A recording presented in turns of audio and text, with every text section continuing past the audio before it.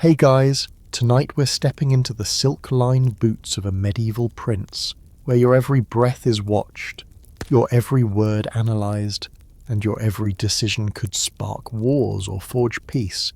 Picture yourself in a world where golden goblets hide poison, where your best friend might be your assassin, and where the weight of a crown feels heavier than the armour you'll wear into battle.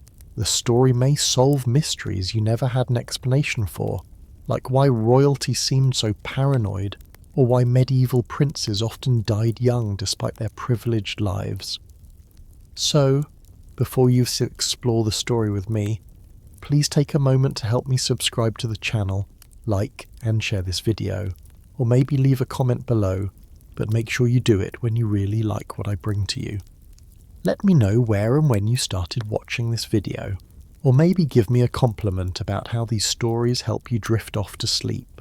Now, let's keep the lights as soft as possible, turn on the fan for a gentle sound to help the story feel more emotional, and let's embark on tonight's journey together. The first pale fingers of dawn creep through the heavy velvet curtains of your princely chamber, and already you can hear the soft rustle of servants preparing for your awakening. You're not allowed the luxury of stirring naturally. Even your sleep schedule belongs to the crown. A gentle knock echoes against the carved oak door, followed by the whispered announcement that has marked every morning of your royal life. Your Highness, the sun has risen, but unlike a commoner who might roll over for another precious hour of rest, you must rise immediately. The day's elaborate choreography cannot wait. Your chamber is a marvel that would make modern billionaires weep with envy. Tapestries depicting your family's greatest victories hang from stone walls, each thread worth more than a peasant's yearly income. The bed itself is a fortress of silk and down surrounded by curtains so fine they seem spun from moonlight. Yet for all its luxury, this room is also your prison. The windows are positioned to prevent easy escape. The doors are always guarded, and even the chamber pot is made of silver, because heaven forbid a prince should relieve himself in anything common. The morning ritual begins with your body servant, a man whose entire existence revolves around your physical needs. He approaches with the reverence of a priest approaching an altar, carrying a basin of warm water scented with herbs that peasants have never even dreamed of. The water has been tested 3 times, once by the kitchen staff, once by your food taster, and once by the servant himself. Paranoia isn't just healthy in your position, it's survival. You're stripped of your sleeping garments, which are immediately whisked away to be cleaned, inspected, and guarded. Even your night clothes are potential weapons in the wrong hands. A piece of fabric that touched your skin could be used in sympathetic magic by your enemies.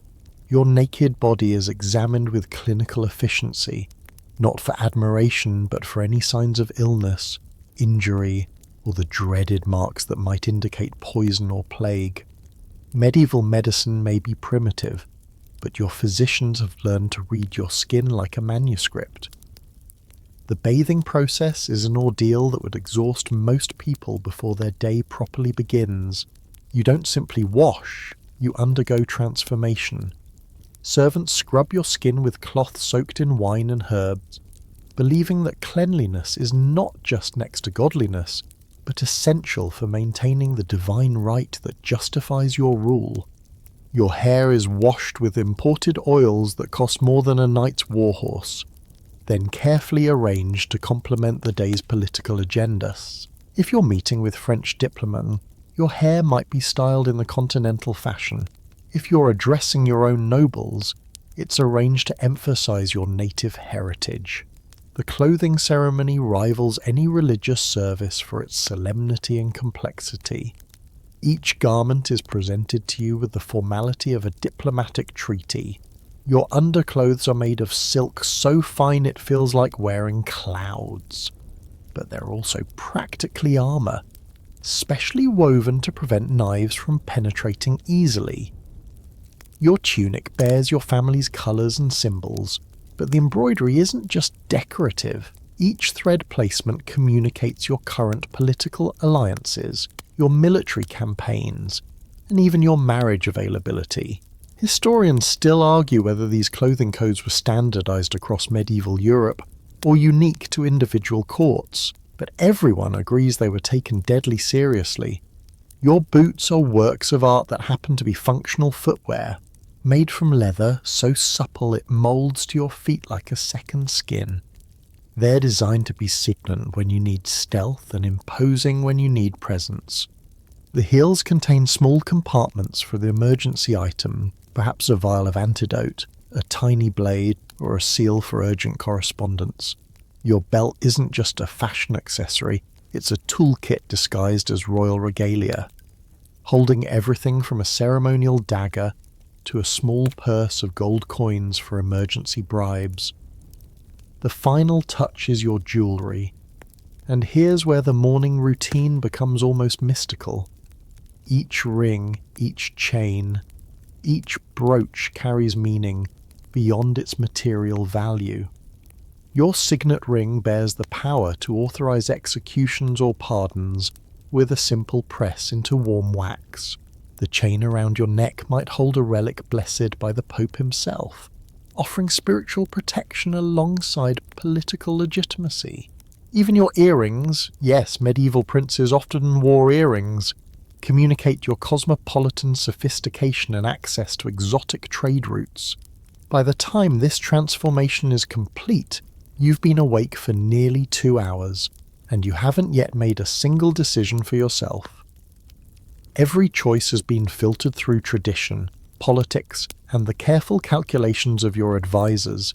You catch a glimpse of yourself in the polished metal mirror, not the clear glass mirrors of modern times, but a surface that shows you dimly, as if you're looking at yourself through water. Perhaps that's appropriate, since the person looking back barely resembles the sleepy prince who woke up in silk sheets just hours ago. As you prepare to leave your chamber and face the day's challenges, you're acutely aware that this elaborate morning routine isn't just about looking good, it's about survival. Every thread, every gesture, every carefully arranged curl of hair sends messages to friends and enemies alike. In a world where appearance literally means the difference between life and death, your morning transformation is the first battle you fight each day. And like every battle in a prince's life, losing isn't an option. The heavy oak door swings open, revealing the stone corridor where your destiny awaits. But first, you must navigate the intricate dance of court politics that begins before you've even had your first meal. The morning has transformed you from a vulnerable human into a living symbol of power. But that transformation comes with a price that grows heavier with each passing day. Your stomach might be rumbling from the elaborate morning routine, but food must wait. Education comes first, always first, because an ignorant prince is a dead prince, and usually a kingdom's death sentence too. You make your way through cold stone corridors toward the solar, that precious room where sunlight streams through real glass windows, illuminating the instruments of your intellectual torture. Your tutor awaits with the patience of a spider and the disposition of a hungry wolf.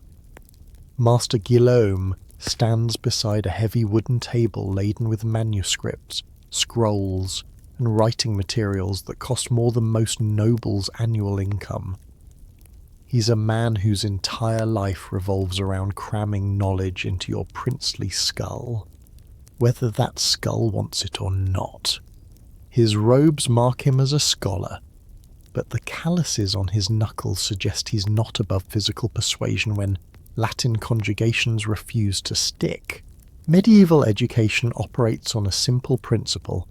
Pain makes lessons memorable. Your Highness, he begins with a bow that manages to convey both respect and barely contained irritation. We shall commence with rhetoric this morning. You suppress a groan because groaning earns you extra hours with Aristotle's more tedious works. Rhetoric isn't just about speaking prettily, it's about survival. Every word you speak in public will be analysed, dissected, and potentially used against you. A poorly constructed sentence could spark rebellions, while a well-turned phrase might prevent wars. You settle onto a cushioned bench that's only marginally more comfortable than a stone slab. The first scroll unfurls to reveal Latin text that swims before your eyes like tadpoles in a pond. Cicero's De Orator, Master Guillaume announces with the enthusiasm of a man describing a particularly virulent plague. But here's the thing about Cicero that your tutor won't mention. This ancient Roman understood that words are weapons sharper than any sword. Every prince who mastered Cicero's techniques lived longer than those who didn't. The morning progresses through a carefully orchestrated symphony of intellectual suffering.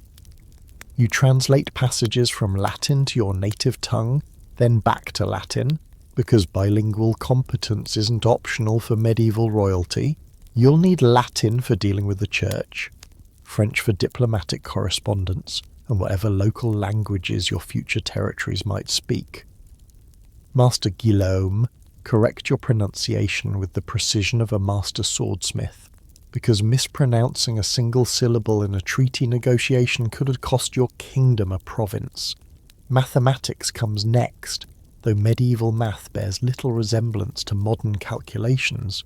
You learn to calculate distances for militarist campaigns, estimate tax revenues from various territories, and determine how much grain your kingdom needs to survive a siege. These aren't abstract exercises. They're life and death skills disguised as academic subjects.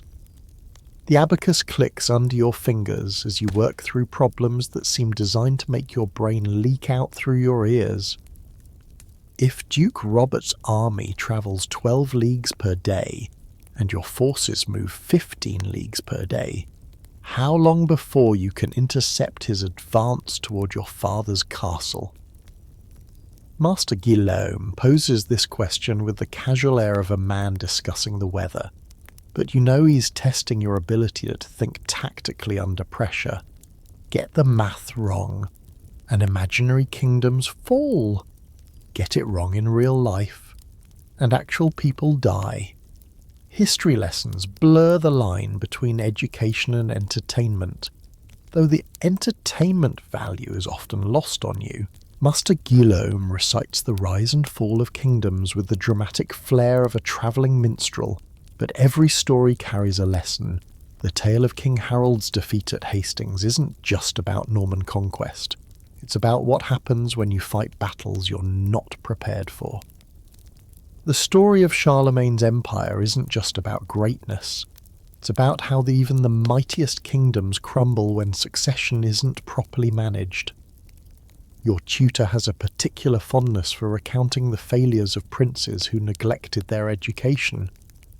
Prince Edmund the Simple, he intones with obvious relish, couldn't read his own treatise and signed away half his inheritance to a man who promised him a magical horse. These cautionary tales aren't entirely factual. Historians still argue whether Prince Edmund even existed, but they serve their purpose. Fear is an excellent motivator for academic achievement. The afternoon brings military strategy, and here your education becomes genuinely exciting. Spread across the table is a detailed map of your father's kingdom and the surrounding territories. Wooden pieces represent armies, castles, and supply lines.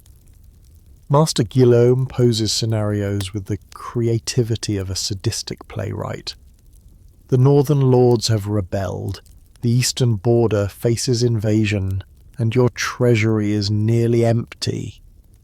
You have 3,000 men and winter approaches. What do you do? These war games aren't child's play. They're based on real conflicts that destroyed real kingdoms. Every decision you make is critiqued with brutal honesty.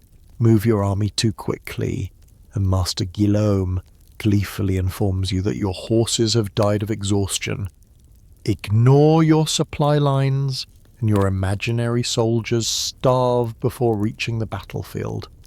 The wooden pieces become symbols of genuine human lives, and the weight of command settles on your shoulders like a lead cloak. Philosophy arrives in the late afternoon when your brain feels like pudding and your patience has worn thinner than parchment. But Aristotle, Plato, and Augustine aren't just intellectual exercises, they're survival manuals for medieval royalty. These ancient thinkers grappled with questions that every prince faces. What makes a just ruler? When is war morally justified? How do you balance personal desires against public duty? The answers aren't simple, but thinking through these problems now might prevent you from making catastrophic mistakes later. Your tutor occasionally rewards good performance with stories that aren't found in any official chronicles. He whispers about secret alliances between kingdoms, about princes who faked their own deaths to escape unwanted marriages, and about the hidden codes that diplomats use to communicate during negotiations.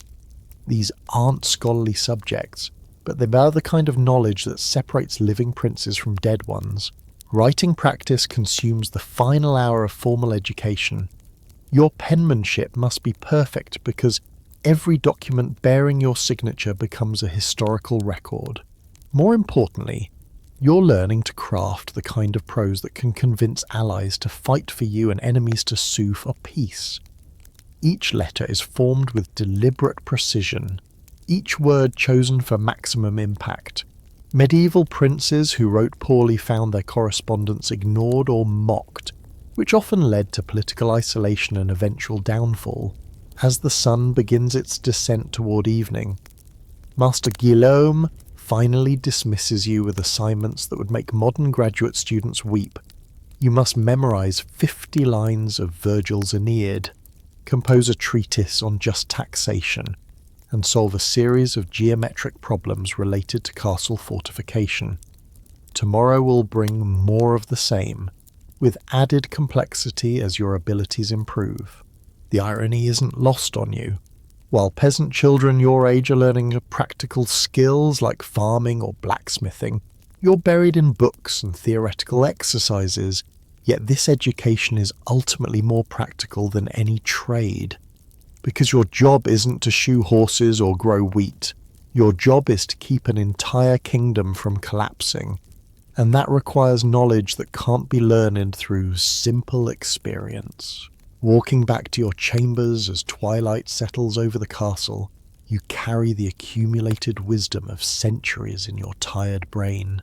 Tomorrow's lessons will add more layers to this foundation, building the intellectual fortress that might someday keep you alive when armies and assassins come calling. Education may feel like torture now, but ignorance would be a far more painful way to die.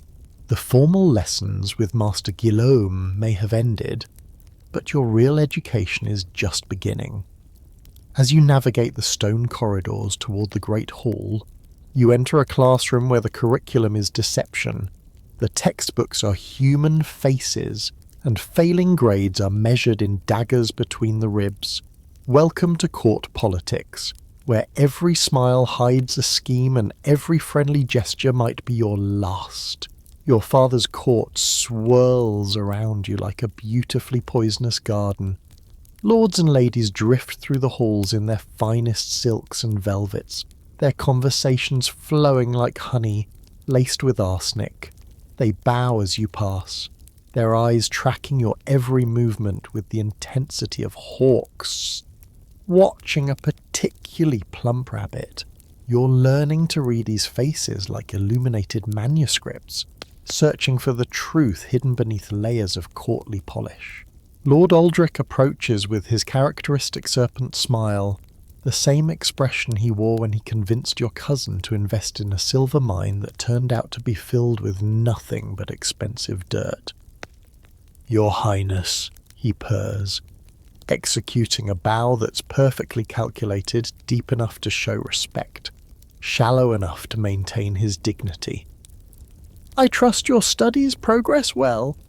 Knowledge is such a precious commodity. don't you think? You've learned that when Lord Aldrich discusses precious commodities, someone's about to lose their shirt, their lands, or their head. Indeed, my lord, you reply, matching his tone with the precision of a master musician. Though I find the most valuable lessons often come from observing rather than reading. It's a diplomatic response that says nothing while implying everything. Lord Aldrich's eyes narrow almost imperceptibly. Approval or threat, you're still learning to distinguish between them. This conversation will be reported to at least 3 other nobles before the evening meal. Analyse for hidden meanings that may or may not exist. Lady Margaret glides past in a whisper of silk, her presence as commanding as any armoured knight's. She rules the court's women with an iron fist wrapped in perfumed velvet, and her approval can make or break marriages, alliances, and reputations. Her smile toward you is warm enough to melt winter ice, but you've seen that same smile directed at people who mysteriously disappear during hunting accidents. She pauses to compliment your morning attire, and you realise this isn't casual conversation. She's testing whether you understand the political messages woven into your clothing choices. The blue brings out your eyes, your highness, she observes, though you know she's really commenting on your decision to wear colours associated with your mother's family rather than your father's. Quite diplomatic. The pause before diplomatic carries enough weight to crush a siege engine. You're being evaluated on choices you didn't even know you were making, graded on a test you never realised you were taking.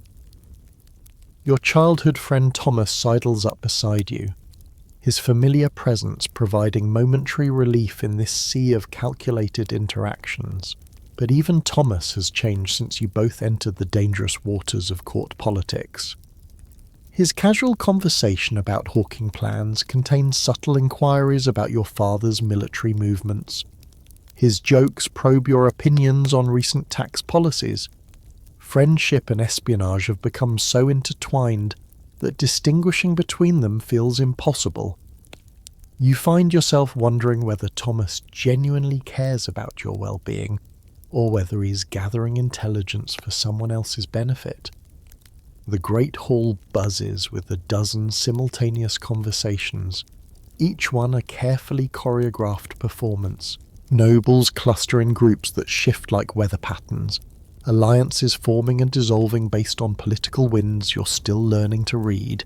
You notice Lord Edmund speaking intensely with the bishop's representative while casting meaningful glances toward Lord Aldrich. Lady Eleanor laughs musically at Baron Geoffrey's jest while her eyes scan the room for more important conversations to join. Every gesture, every glance, every pause carries meaning in this complex social mathematics. Your father's Chancellor, Master William, materializes beside you with the unsettling quiet that makes everyone suspect he practices dark magic in his spare time. Your Highness might find this afternoon's petitions educational, he murmurs in that voice like parchment rustling in a tomb. Particularly the dispute between the wool merchants and the monastery. Sometimes the most valuable lessons hide in the most mundane conflicts. You've learned that Master William's suggestions are actually commands disguised as helpful advice, and ignoring them leads to uncomfortable conversations with your father. The monastery dispute proves more fascinating than expected. Brother Benedict argues that the merchants are cheating on weights and measures, while Master Peter insists the monks are demanding unreasonable tithes. But as you listen, you realise this isn't really about wool or money, it's about power. The church and the merchant class are testing boundaries, using this minor disagreement to establish precedents for larger conflicts. How your father resolves this dispute will signal his position on dozens of future issues. Every judgment becomes a political statement whether you intend it or not. During the afternoon's hunting preparations, Lord Roderick shares what he claims is friendly advice about managing your future holdings. His suggestions sound reasonable, until you realise he's subtly advocating policies that would benefit his own territories at your expense. His casual mention of marriage alliances contains specific recommendations that would strengthen his family's position while potentially weakening yours. You're learning that helpful advice often comes with invisible price tags attached. The Duchess's youngest daughter, Lady Catherine, engages you in what appears to be innocent flirtation, but is actually sophisticated intelligence gathering. Her giggles and blushes mask sharp questions about your opinions on military strategy, territorial expansion, and religious policy. You find yourself simultaneously charmed by her wit and terrified by her competence. Historians still argue whether medieval noblewomen were naturally gifted at political manipulation, or whether they received formal training in these arts. But their effectiveness is undeniable. Master Francis, your father's spy master, appears beside you during evening prayers with information that makes your blood run cold. Young Lord Geoffrey has been asking interesting questions about your daily routines. He whispers while appearing to focus devoutly on the altar. His curiosity about your morning walks and evening studies seems excessive. The implication hangs in the air like incense smoke. Someone may be planning something unpleasant for your future. Paranoia becomes a survival skill rather than a character flaw. The evening's entertainment provides another layer of education as travelling musicians perform songs that seem innocent until you understand their hidden meanings. The ballad about a brave knight's tragic death is actually commentary on last year's failed rebellion. The romantic song about star-crossed lovers contains coded messages about current marriage negotiations between rival kingdoms. Even entertainment serves political purposes in your world, and learning to decode these messages becomes essential for understanding what's really happening around you. As the day winds toward its close, you realize that court politics isn't a subject you study. It's an environment you inhabit. Every conversation is a chess game. Every relationship a potential alliance or threat. The skills you're developing here are more complex than military strategy, more subtle than diplomatic negotiation. You're learning to think 3 moves ahead while appearing completely spontaneous, to gather information while revealing nothing, to build trust while maintaining suspicion. The most chilling lesson comes as you prepare to retire. Lady Margaret approaches with a final observation that feels like benediction and threat rolled into one elegant package. "You're learning quickly, Your Highness," she says with that mysterious smile. "Your father will be pleased. Just remember, in this court, everyone is always watching, everyone is always listening, and everyone is always planning." The prince who forgets this lesson usually doesn't live long enough to regret it. Walking back to your chambers, you carry new knowledge that feels heavier than armor. Tomorrow will bring more lessons in human nature's darker arts, more practice in reading souls as carefully as any scholarly text. Court politics may not be found in any formal curriculum, but it's the most important subject you'll ever study, because mastering it means the difference between ruling a kingdom and decorating a tomb. The morning sun barely kisses the castle's highest towers when you're already being strapped into leather padding that will soon be covered by chainmail and steel plate. Your body aches from yesterday's combat training, but medieval warfare waits for no prince's comfort. In the armoury, master at arms. Sir Gareth inspects your gear with the clinical precision of a battlefield surgeon, because a loose strap or faulty buckle could mean the difference between victory and a very messy death. "A prince who cannot fight is a prince who cannot rule," Sir Gareth announces for what must be the 1,000th time, though his scarred face suggests he learned this lesson the hard way. His left arm bears the twisted remnants of an old wound that never healed properly, and his limp tells the story of a battle where retreat wasn't an option. These aren't just battle scars. They're teaching aids, living reminders of what happens when training meets reality. Your sword feels impossibly heavy in your hands, though you've been building strength for years. The blade isn't the elegant rapier of romantic tales. It's a brutal chunk of steel designed to hack through armor, bone, and whatever else stands between you and survival. Master swordsmiths spend months forging each weapon, folding steel over and over until it can split a hair or cleave a helm. Yet for all its deadly beauty, your sword is worthless unless you can wield it properly.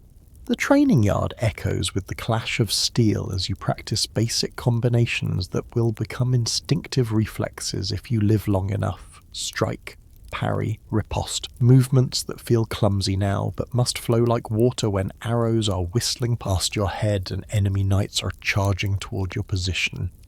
Sir Gareth corrects your footwork with sharp raps from his practice blade, each correction accompanied by colourful commentary about your parentage and intellectual capacity. Your stance betrays your intentions. He barks after your sword telegraphs an overhead strike so obviously that a blind monk could have dodged it. In battle, subtlety keeps you breathing while showmanship gets you buried. He demonstrates the proper technique with fluid movements that belie his age and injuries. The practice sword becomes an extension of his will, moving with deadly precision that makes your own efforts look like a child playing with sticks. Archery practice follows sword work, and here you discover that Hollywood has lied about everything. Drawing a medieval longbow requires strength that most modern athletes would envy, while achieving accuracy demands years of practice that turn fingers bloody and shoulders into knots of muscle. Your first attempts send arrows sailing wide of the target, much to the amusement of the castle guards who have gathered to watch their future lord embarrass himself. The bow doesn't care about your royal blood, observes Master Fletcher as he adjusts your grip for the 100th time. Physics shows no deference to titles. He's right, of course. The mathematical precision required for archery operates independently of social rank, distance, wind speed, arrow weight, and draw strength create an equation that royalty cannot influence through divine right or political maneuvering. It's oddly refreshing to face challenges that respond only to skill and practice. You learn that medieval archery isn't just about hitting individual targets. It's about raining death on enemy formations from distances that seem impossible. English longbowmen at Agincourt could penetrate French plate armour at ranges exceeding 200 yards, turning knights' charges into suicide runs.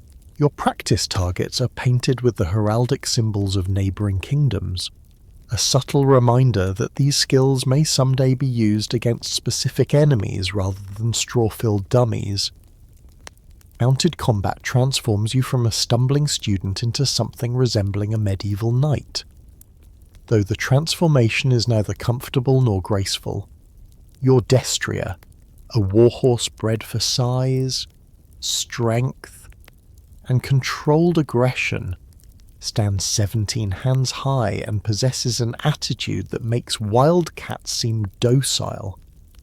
Climbing into the saddle while wearing full armour requires assistance from 2 squires and considerable prayer to whatever saints protect fools attempting impossible tasks. The relationship between knight and Destria is more partnership than ownership. Your horse must trust you enough to charge toward lines of spears, while you must trust him to remain steady during the chaos of battle.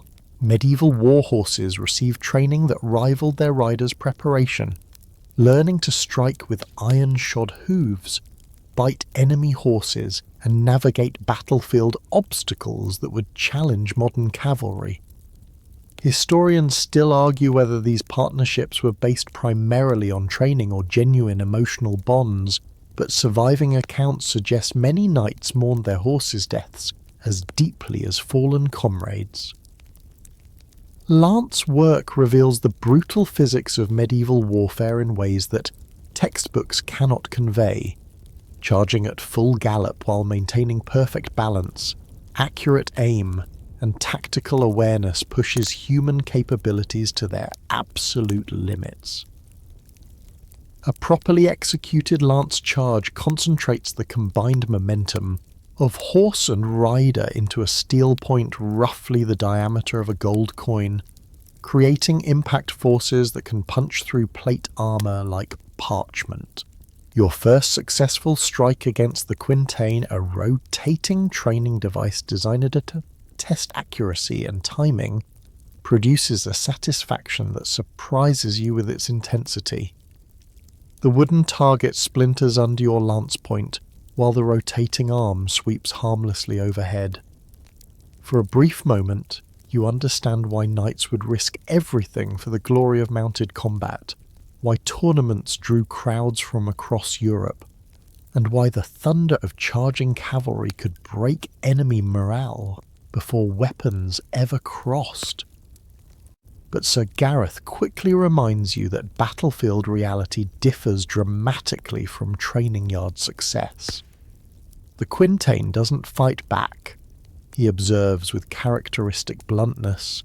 Enemy knights tend to be less cooperative about letting you run them through, and he describes battles where perfectly trained knights die because their horses stumbled, where masterful technique proved useless against superior numbers, and where victory often belonged to whoever made fewer mistakes rather than who demonstrated greater skill. Siege warfare training introduces you to medieval technology's darker innovations. Trebuchets, mangonels, and ballistas represent engineering marvels designed specifically for destruction. Learning to operate these machines teaches you their capabilities and limitations, knowledge that becomes crucial when defending your own castles or attacking at enemy fortifications. You discover that siege warfare is primarily about patience, logistics, and mathematical precision rather than individual heroics. The afternoon brings lessons in battlefield command that prove more challenging than any physical combat. Leading troops requires understanding psychology, geography, and logistics while making life and death decisions under tremendous pressure. Sir Gareth poses scenarios with the creativity of a demon. Your archers are running low on arrows, your cavalry charge has failed, and enemy reinforcements approach from the east. Your orders. These exercises have no perfect solutions, only choices that minimize catastrophe. Hand-to-hand combat training strips away romantic notions about medieval warfare's nobility. Fighting with daggers, maces, and bare hands in the mud reveals combat's brutal reality. It's about survival rather than honor, about ugly efficiency rather than elegant technique. You learn that battles are won by whoever remains standing after everyone else has fallen, regardless of how that standing is achieved. As evening shadows lengthen across the practice yard, you remove armor that feels welded to your body through sweat, blood, and determination. Your muscles scream protest that will echo through tomorrow's training, but you've made progress that Sir Gareth acknowledges with a grudging nod. You might live through your first real battle, he concedes, which constitutes high praise from a man who measures success in survival rates rather than tournament victories. Walking back toward the castle, you carry new respect for the warriors who've mastered these deadly arts. Combat training isn't just about learning to fight, it's about preparing for the moment when political negotiations fail and kingdom's survival depends on young princes who can lead from the front lines. Tomorrow will bring more pain, more learning, and more preparation for a future where your sword arm might prove more valuable than your royal bloodline. The chapel bells toll prime as you kneel on cold stone floors that have witnessed centuries of royal prayers, confessions, and desperate bargains with the Almighty. Your knees ache against the unforgiving granite. But comfort isn't the point. Suffering purifies the soul. Or so Brother Augustine reminds you, with the enthusiasm of a man who genuinely believes pain brings you closer to paradise. The morning light filters through stained glass windows that cost more than most kingdoms' annual revenues, casting rainbow patterns across your folded hands. Pater noster qui es in caelis, you intone along with the assembled court, though your Latin pronunciation still makes Brother Augustine wince visibly. The Lord's Prayer flows around you in a sea of voices, some genuinely devout, others merely going through motions that political survival demands. You've learned to distinguish between the two. Genuine faith carries a different resonance than practice performance, though both serve important functions in medieval governance. Your relationship with God is complicated by the uncomfortable reality that divine favour and political necessity don't always align. The Church teaches forgiveness and mercy, but ruling a kingdom sometimes requires actions that would make saints weep. You'll spend hours in confession discussing theoretical sins that may become very real choices, depending on how future conflicts develop.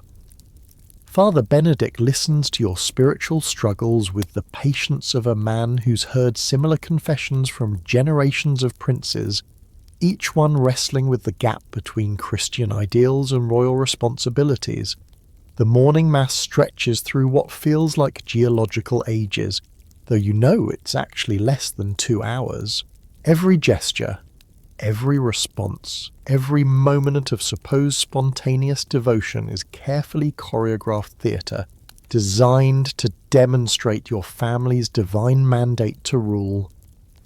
The common folk who crowd the chapel's rear sections watch your every move, searching for signs of God's approval or disapproval. A missed cue or poorly timed response could spark rumours about your spiritual fitness that would spread faster than plague and prove nearly as deadly to your political prospects.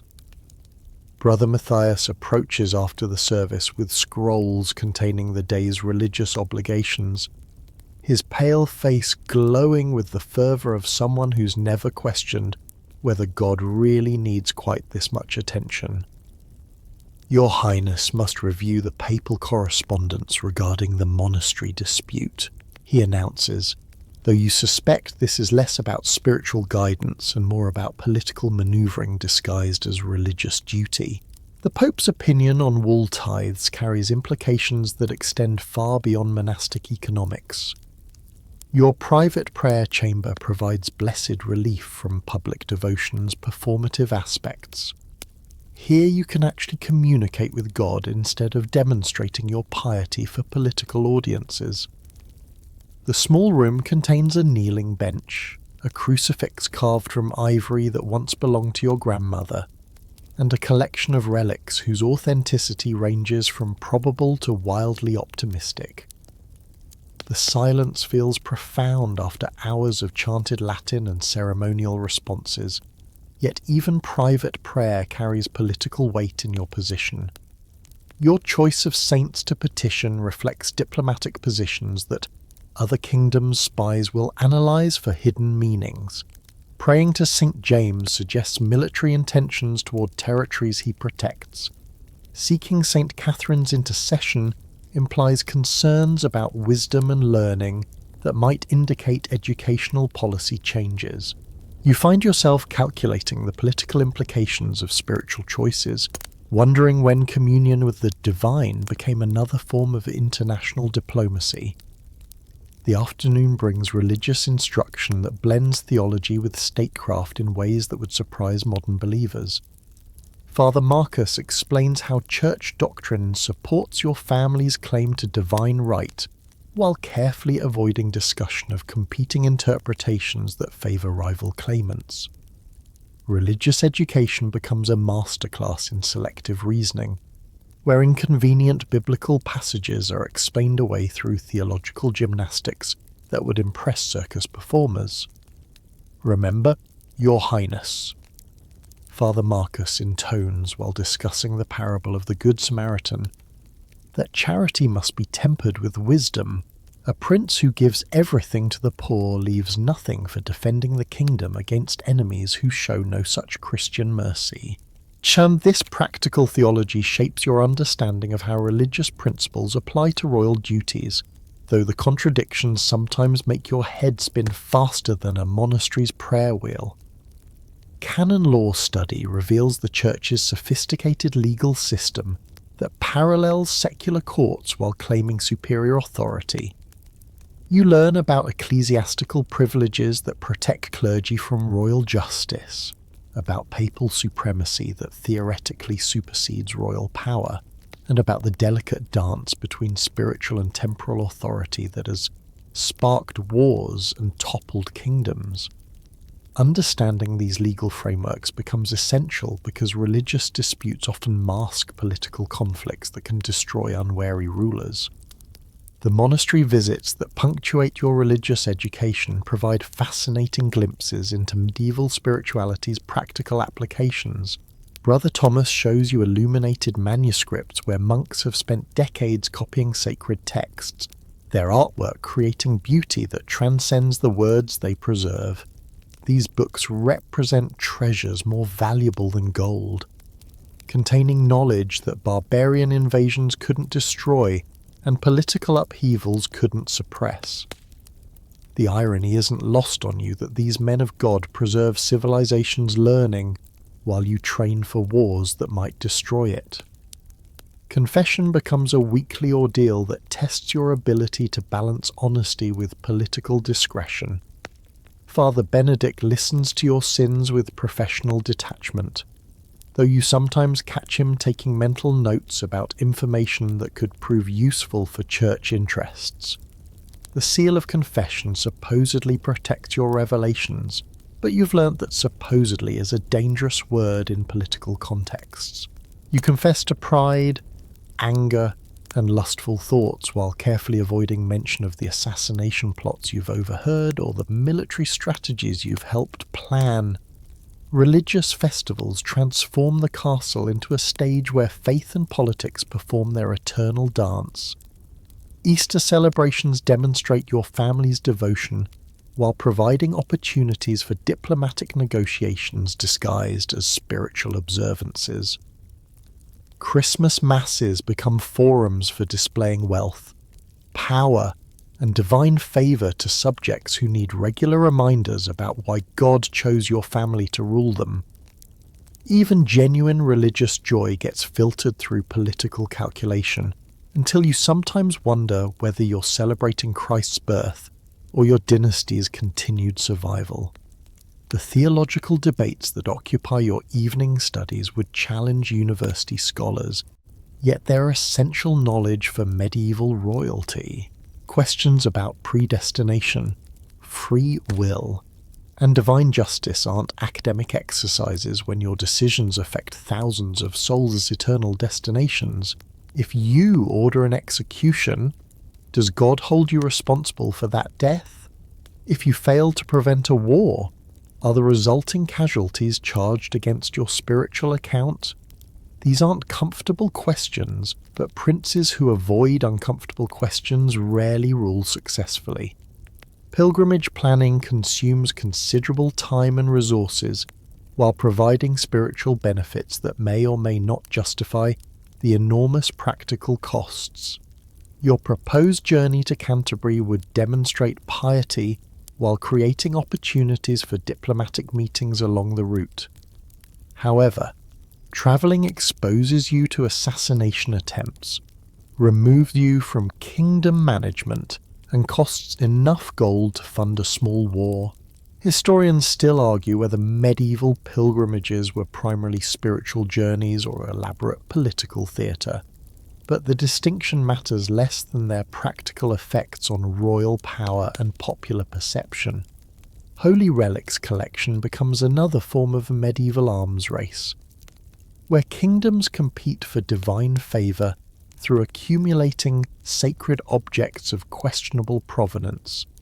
Your family's treasury contains enough fragments of the true cross to build several crucifixes, which either demonstrates God's miraculous multiplication of sacred materials or suggests that medieval relic dealers possessed impressive creativity. Regardless of their authenticity, these objects provide spiritual comfort and political legitimacy that justify their enormous costs. As Vespers bells echo through the castle corridors, you reflect on the day's religious obligations that shape every aspect of royal life. Faith in medieval times isn't a private matter between individual souls and God. It's a public performance, a political tool, and a genuine source of spiritual guidance, all wrapped together in ways that defy modern understanding. You pray for wisdom to navigate these competing demands, for strength to bear responsibilities that grow heavier each day, and for God's forgiveness when duty forces choices that Christian conscience questions. The irony follows you to your evening prayers. You serve a God of peace while preparing for wars, worship a Saviour who preached poverty while accumulating wealth, and follow a teacher who blessed the meek while exercising power that could crush entire kingdoms. These contradictions define medieval royalty's spiritual struggle, creating tensions that will follow you from chapel to battlefield to throne room until death finally resolves all earthly conflicts. The Great Hall transforms as evening approaches, shifting from a place of mundane business into a theatre of power, where every gesture carries weight and every seating arrangement declares war or peace. You enter through doors that have welcomed kings and condemned traitors, your footsteps echoing against stone floors polished smooth by centuries of political drama. Tonight's feast isn't just dinner, it's a battlefield where alliances form and dissolve over wine that costs more than horses and food that represents months of peasant labour. The high table looms before you like an altar of ambition, its elevated position allowing you to survey the assembled nobles while they study your every expression for signs of favour or disfavour. Your chair, carved from oak that survived Viking raids and Norman conquests, positions you precisely where medieval protocol demands, close enough to your father to demonstrate succession, while distant enough to avoid appearing presumptuous. The mathematics of medieval seating arrangements require diplomatic expertise that would challenge modern ambassadors.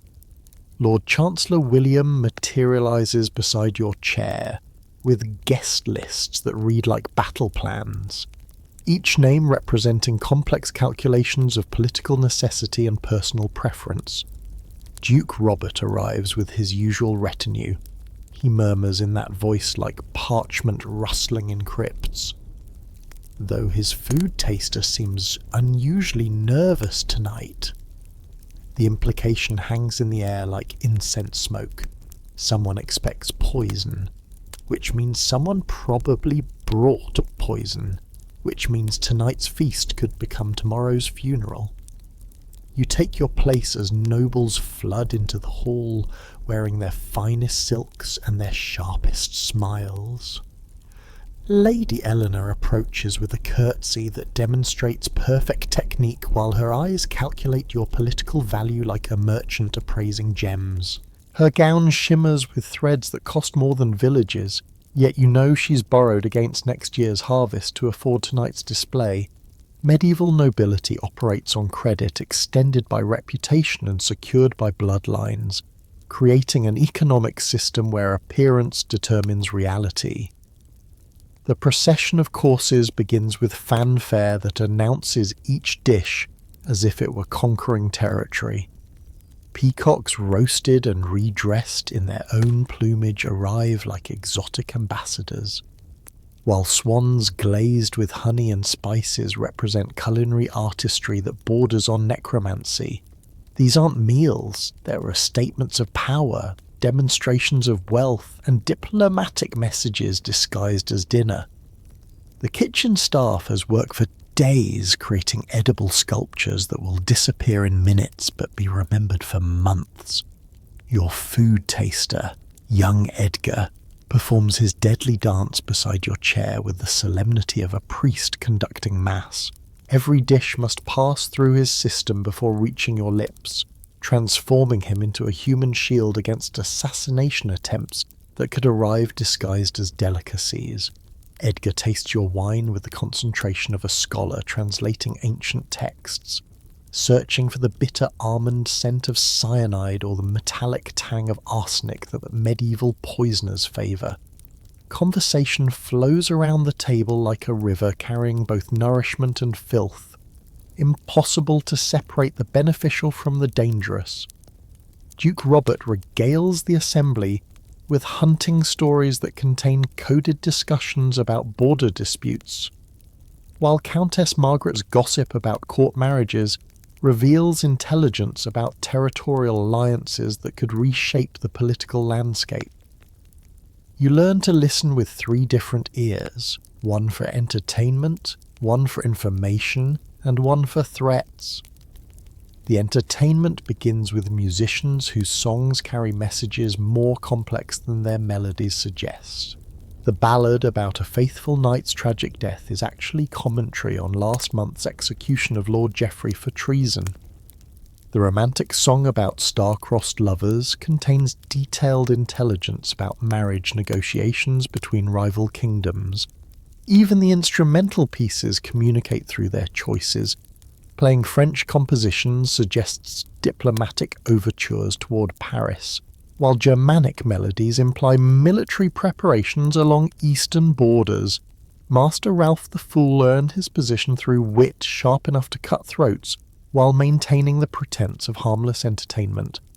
His jokes about corrupt tax collectors target specific nobles with surgical precision, while his riddles pose questions that serious political discussions cannot address directly. Why does a prince's crown weigh more at night than during the day? He asks with a grin that suggests he knows uncomfortable answers. Medieval fools serve as unofficial opposition parties, speaking truths that would cost anyone else their heads. The wine flows freely, though you've learned that medieval drinking requires diplomatic skills alongside alcohol tolerance. Accepting toasts from certain nobles implies political agreements, while refusing drinks can spark conflicts that escalate into blood feuds. Your wine steward monitors consumption levels with the vigilance of a battlefield commander, because drunk princes make decisions that sober kingdoms regret for generations. The goblet in your hand weighs more than gold. It carries the potential for both celebration and catastrophe. Lady Catherine approaches during the second course with conversation that sparkles like her jewellery while concealing intelligence-gathering operations that would impress professional spies. Her questions about your morning studies probe your knowledge of military strategy, while her compliments about your appearance fish for information about upcoming diplomatic missions that might require impressive attire.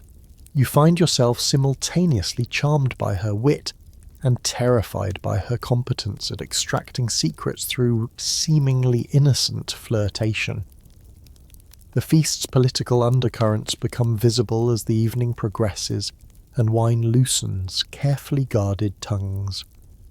Lord Edmund's seemingly casual mention of grain shortages in his territory is actually a request for financial assistance disguised as dinner conversation.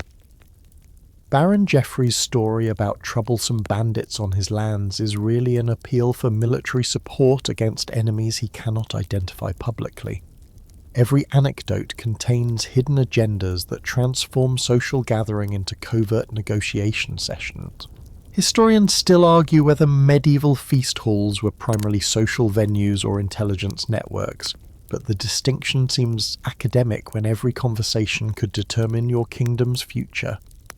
The nobleman complimenting your father's recent tax policies might be genuinely supportive or subtly threatening rebellion. The lady praising your mother's charitable works could be building alliance bridges or gathering information about royal finances. Paranoia becomes a survival skill when friendly faces hide hostile intentions.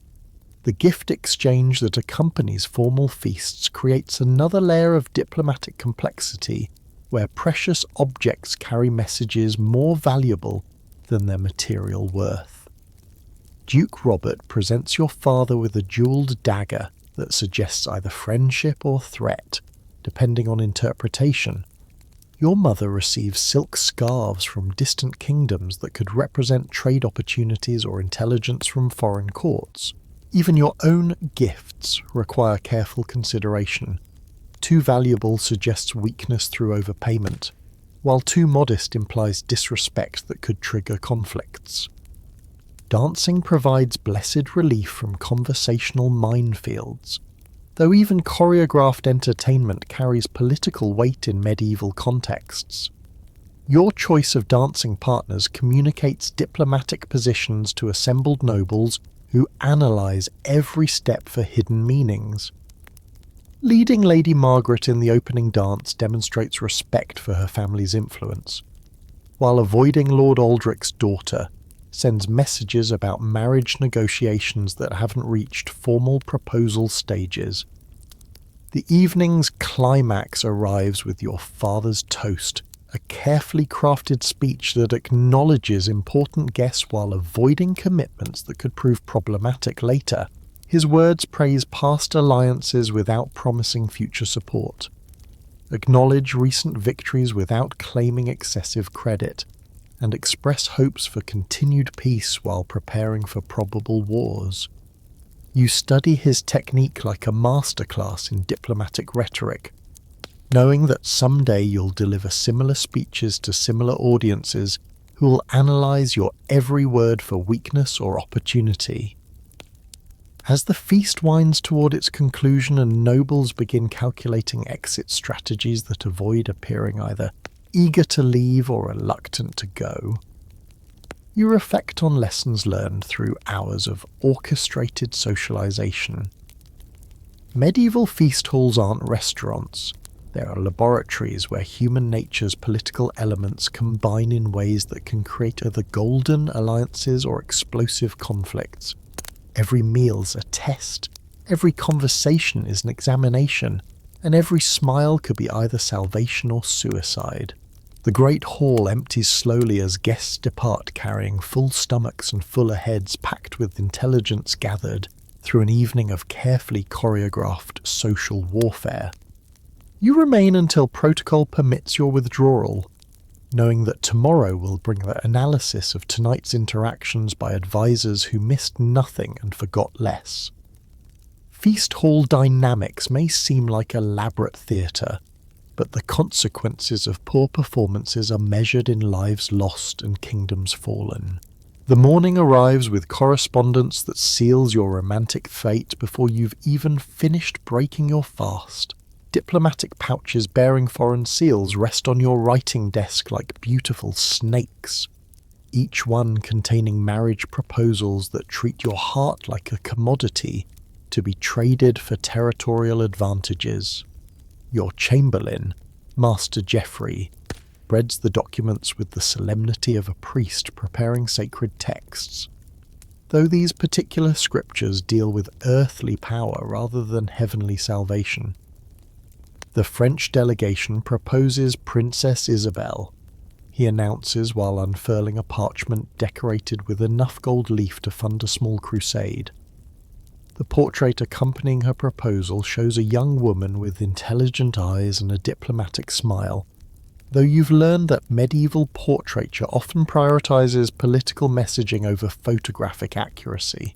Her dowry includes 3 coastal provinces and trading rights that would make your father's treasury sing with joy.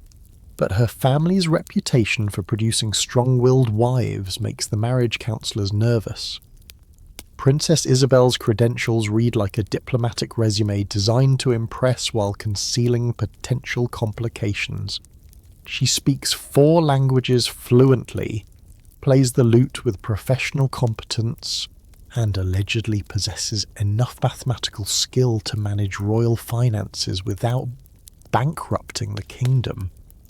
However, whispered intelligence reports suggest she's also inherited her grandmother's tendency toward political independence and her mother's gift for making enemies out of former allies. Marrying Princess Isabel would gain you a brilliant partner while potentially acquiring a beautiful headache that lasts for decades. The Spanish proposal arrives with ceremony that befits its sender's imperial ambitions.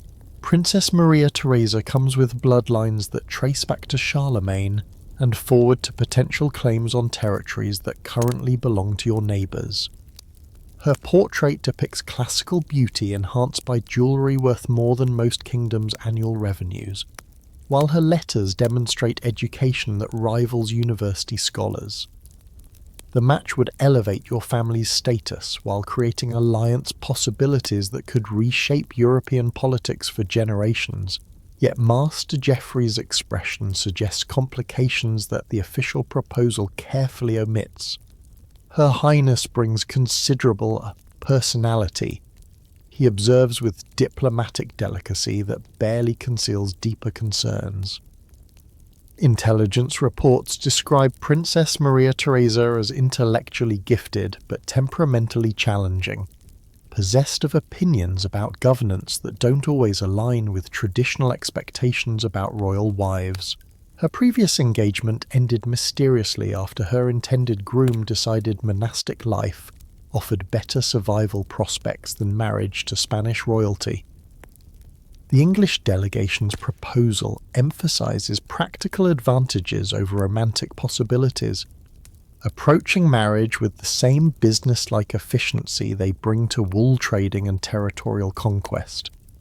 Lady Margaret Plantagenet offers bloodlines that would legitimise claims to English territories your grandfather lost in unfortunate military adventures. Her dowry includes silver mines and sheep farms that generate steady income rather than exciting political possibilities, appealing to advisors who prefer predictable profits over dramatic territorial expansion. Lady Margaret's personal qualities suggest compatibility that other proposals lack. Her letters demonstrate wit without threatening intellectual competition, piety without excessive religious enthusiasm, and political awareness without dangerous ambition. The English match would provide domestic tranquility and financial stability while offering fewer opportunities for the kind of international complications that turn royal marriages into diplomatic disasters. Some princes would consider such predictability boring, but you're learning that boring marriages often outlast exciting ones. The papal intervention arrives precisely when these negotiations reach critical stages, because Vatican timing remains as precise as clockwork and twice as politically motivated. His Holiness expresses interest in your marital choices with the kind of divine concern that usually masks very earthly ambitions. The Pope's preferred candidate. Princess Catherine of Naples brings papal approval and religious legitimacy that would strengthen your family's relationship with the Church while potentially weakening ties to Protestant territories. Princess Catherine's qualifications include education in canonical law and theological studies that would make her valuable for navigating religious disputes that constantly threaten medieval peace. Her convent training has prepared her for the kind of pious public life that papal approval requires, while her noble birth ensures she understands political necessities that pure religious education might ignore. However, her deep spiritual convictions might conflict with the morally ambiguous decisions that effective governance sometimes demands. Your mother enters these negotiations with opinions that carry dynastic weight alongside maternal affection. Queen Eleanor scrutinises each proposal with eyes that have witnessed 3 decades of royal marriage politics, evaluating potential daughters-in-law through criteria that blend personal preference with strategic calculation. Her own arranged marriage to your father has evolved into genuine partnership, giving her insights into which qualities contribute to successful royal unions versus those that create beautiful disasters. Marriage is warfare conducted through diplomacy, she observes while reviewing the Spanish proposal's financial terms. Choose a partner who can fight beside you rather than against you. Because royal marriage provides enemies with permanent ambassadors inside your most intimate councils, her advice carries weight earned through navigating court politics while maintaining marriage stability that many royal couples never achieve. The tournament announcements that accompany these marriage negotiations add another layer of complexity to romantic diplomacy. Several proposed brides plan to attend upcoming festivities, transforming what should be military exhibitions into marriage auditions where your performance with sword and lance influences hearts alongside political calculations. Medieval romance may be conducted through diplomatic correspondence, but final decisions often depend on personal meetings that can either confirm or destroy carefully negotiated agreements. Historians still argue whether medieval royal marriages were primarily political arrangements or whether personal attraction played larger roles than official documents suggest. The love letters that survive from royal couples demonstrate genuine affection that developed despite arranged beginnings, while other correspondence reveals marriages that remained strategic partnerships throughout their duration. Your own parents' relationship suggests that political necessity and personal happiness aren't mutually exclusive, though achieving both requires considerable luck alongside careful partner selection. The financial negotiations accompanying marriage proposals reveal the economic realities underlying romantic diplomacy. Dowry calculations, inheritance rights, and territorial transfers create mathematical equations where your future happiness is balanced against kingdom prosperity. Some proposals offer immediate financial relief through substantial dowries, while others promise long-term territorial expansion that could benefit future generations at the expense of current liquidity. Master William Bowie, your father's treasurer, analyzes these proposals with the same cold precision he applies to military budgets and tax collection. His recommendations prioritize financial stability over romantic possibilities, arguing that kingdoms built on sound marriages outlast those founded on passionate attractions. However, his own bachelor status suggests either practical wisdom or personal experience that makes him skeptical about marriage's benefits under any circumstances. The intelligence reports that accompany official proposals provide fascinating glimpses into potential brides' personalities that diplomatic correspondence carefully conceals. Princess Isabel allegedly maintains private correspondence with troubadours who celebrate courtly love, suggesting romantic sensibilities that could either enhance marriage happiness or complicate political obligations.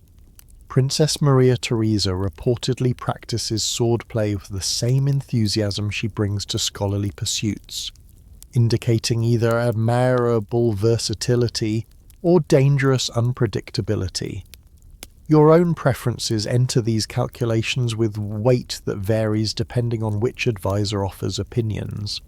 The romantic poets who frequent court encourage following your heart's desires, while experienced diplomats suggest that hearts change faster than treaties and prove less reliable for maintaining international peace. Your father's approach emphasizes consultation without demanding absolute obedience, recognizing that forced marriages often produce exactly the kind of domestic conflicts that weaken kingdoms from within. As evening settles over the castle, you review portraits and proposals that will determine not just your personal happiness, but your kingdom's future prosperity. The decision feels overwhelming because it encompasses romance, politics, finance, religion, and international diplomacy in ways that affect millions of people you'll never meet. Medieval marriage negotiations may begin with hearts and flowers, but they conclude with signatures on documents that reshape maps for generations to come. Dawn breaks over the royal forest with light that filters through ancient oak leaves like liquid gold, illuminating your hunting party as it assembles for what appears to be leisure, but functions as sophisticated political theatre.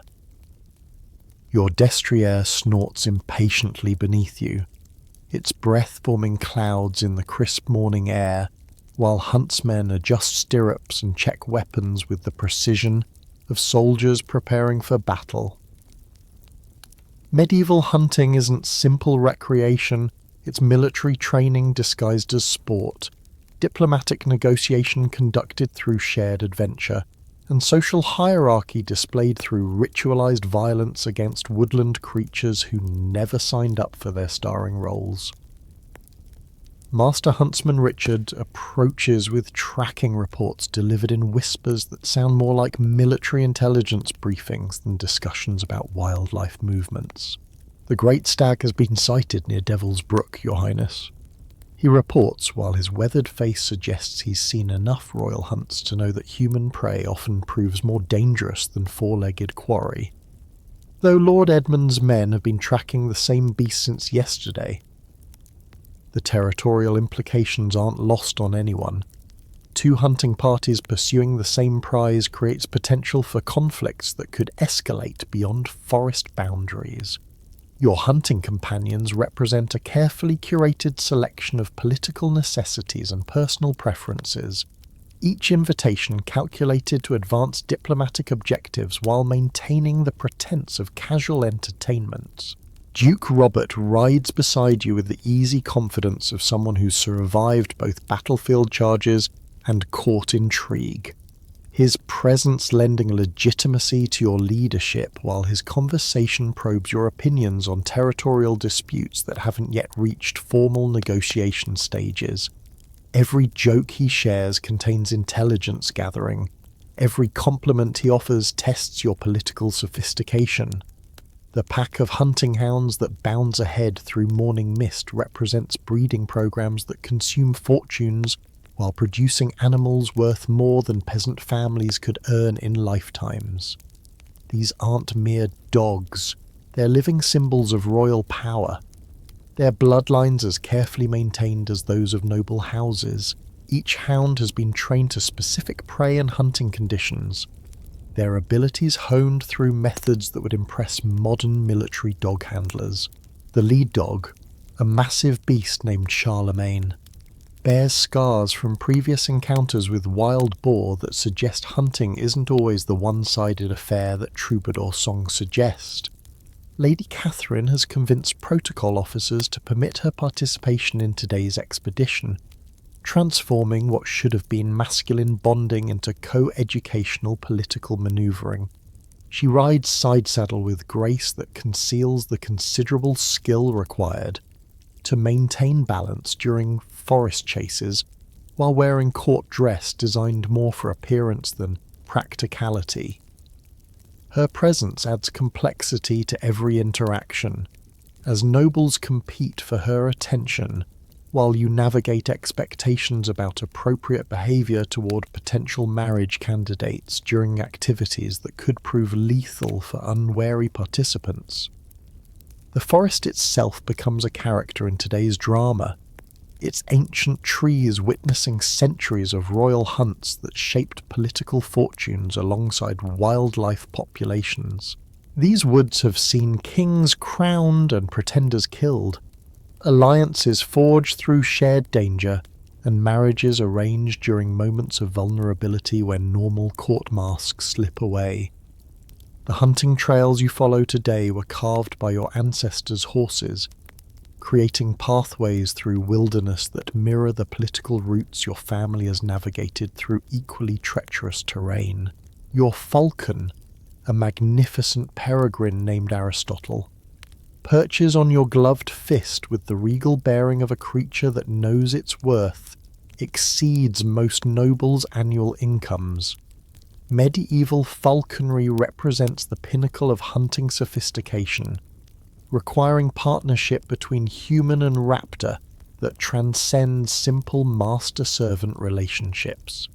Training a hunting falcon takes years of patient work that builds trust through daily interaction, creating bonds that medieval nobles often valued more highly than their relationships with human companions. The irony isn't lost on you that your most reliable hunting partner is a creature that could disappear into the sky at any moment but chooses to return to your fist. The horn blast that signals quarry sighted transforms leisurely, forest ride into controlled chaos, as horses surge forward through undergrowth that threatens to unseat unwary riders. Your years of mounted combat training prove invaluable as you navigate fallen logs and low branches while maintaining formation with companions whose own horsemanship varies dramatically. Lord Edmund demonstrates riding skills that suggest extensive military experience, while Baron Geoffrey's technique indicates more familiarity with accounting ledgers than cavalry charges. The great stag that emerges from morning shadows represents everything magnificent and doomed about medieval nobility. Beautiful scouts, powerful, and ultimately vulnerable to coordinated attacks by predators who hunt in packs. Its antlers spread like crown jewels carved from bone, while its dark eyes hold intelligence that seems to understand its role in today's lethal pageant. For a moment, the entire hunting party pauses in appreciation of natural majesty that makes human pretensions seem small by comparison. The chase that follows tests every rider's courage and competence as the stag leads you through terrain that challenges both horse and human endurance. Stream crossings that seemed manageable during leisurely morning rides become obstacles that separate skilled hunters from those who participate primarily for social appearances. You guide your destrier through water that rises to its belly while maintaining balance, and pursuing prey that knows every rock and root in territory it's called home for years longer than you've been alive. Lady Catherine's performance during the She earns grudging respect from companions who initially viewed her participation as court frivolity. Her riding demonstrates skills that suggest extensive training beyond what most noble ladies receive, while her composure during dangerous moments indicates either exceptional bravery or concerning recklessness. When her horse stumbles during a particularly treacherous slope crossing, she recovers with athletic grace that transforms potential disaster into impressive display of horsemanship that will be discussed in court for weeks. The kill itself, Tamuli, when it finally comes, carries ceremony that elevates animal death into sacred ritual. Your arrow finds its mark with precision that years of archery practice have made possible, bringing down prey that represents both triumph and tragedy. The great stag falls with dignity that shames some human deaths you've witnessed, its final moments marked by respect that medieval hunting culture demands toward worthy opponents. Master huntsman Richard performs the traditional field dressing with reverence that borders on religious observances, but hunting's social functions extend far beyond the actual pursuit and killing of game. During rest stops beside forest streams, conversations flow with freedom impossible within castle walls where every word faces scrutiny from hostile ears. Duke Robert shares intelligence about border movements that formal diplomatic channels haven't yet addressed, while Lord Edmund discusses tax collection difficulties that could indicate broader rebellious sentiments among his territory's inhabitants. The forest provides natural confession booth where political secrets exchange hands alongside hunting stories. The feast that follows successful hunt transforms forest clearing into outdoor banquet hall, where social hierarchies temporarily relax while maintaining underlying power structures. You dine on venison that hours ago was running free through woodland paths, its transformation from living creature to royal meal representing cycles of life and death that define medieval existence. The shared danger of the hunt creates temporary bonds between participants who might be plotting against each other back at court, though these friendships rarely survive return to castle politics. Historians still argue whether medieval hunting culture primarily served military training purposes or social bonding functions, but participants experience both benefits simultaneously. The skills you develop tracking prey through difficult terrain translate directly to battlefield reconnaissance, while the alliances you forge during shared adventures strengthen political networks that could prove crucial during future conflicts. Physical courage demonstrated during dangerous hunts establishes credentials that purely intellectual achievements cannot match. As afternoon shadows lengthen, and the hunting party prepares to return home with trophies that will decorate castle halls and stories that will entertain court gatherings for months, you reflect on lessons learned through pursuit of woodland quarry. Hunting teaches patience, courage, and partnership while providing opportunities for political advancement that formal diplomatic occasions cannot offer. The forest may seem like a step from royal responsibilities, but it's actually another venue where those responsibilities play out through different rules that demand the same careful attention to survival that castle politics require. The castle awakens before dawn with a symphony of human activity that rivals the most complex musical compositions ever written, though this particular orchestra performs with brooms instead of instruments and measures success in cleanliness rather than applause. As Prince, you preside over a household that employs more people than some kingdoms contain, each servant filling specialized roles that interweave like threads in tapestries worth more than their annual wages combined. Managing this human machinery requires diplomatic skills that rival international negotiations, because a disgruntled cook can poison more than food, and unhappy guards can open gates to enemies alongside dawn deliveries.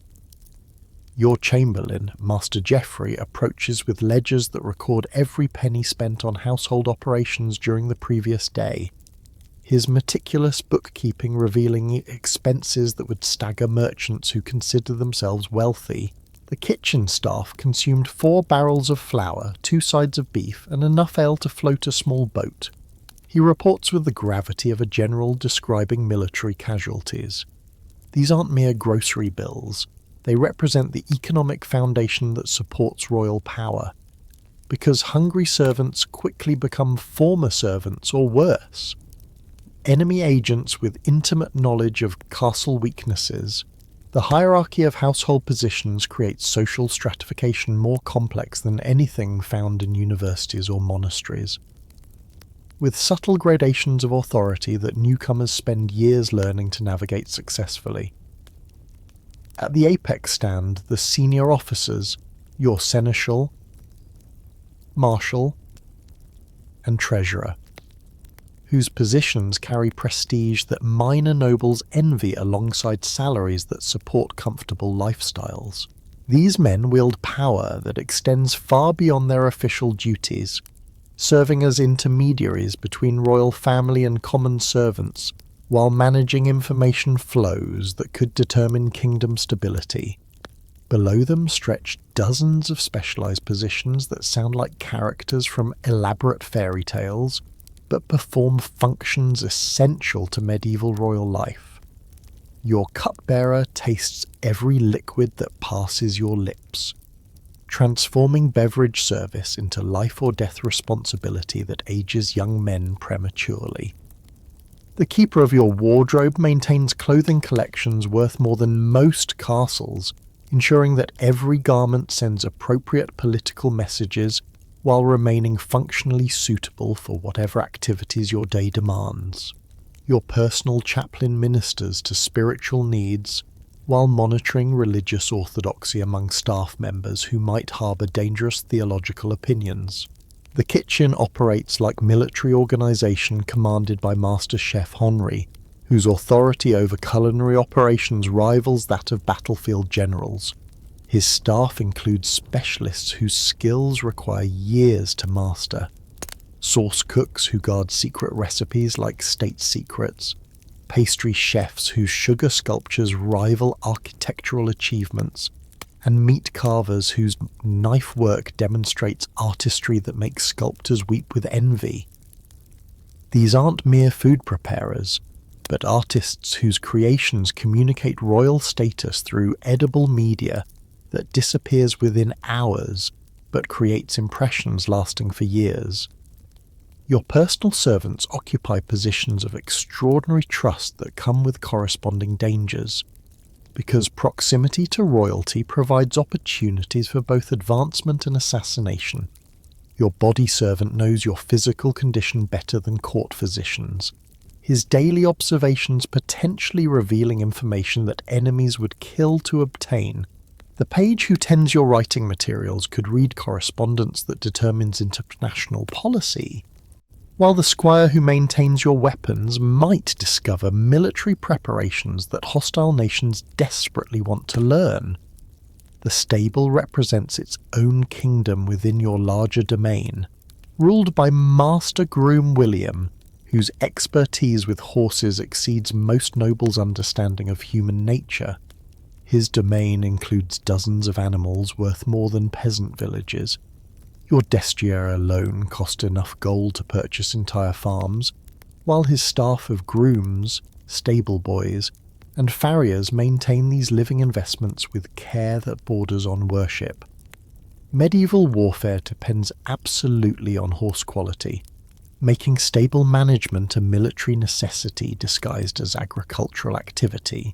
Female servants navigate additional complexities that male staff members never face, their positions complicated by social expectations that limit advancement opportunities while increasing vulnerability to exploitation.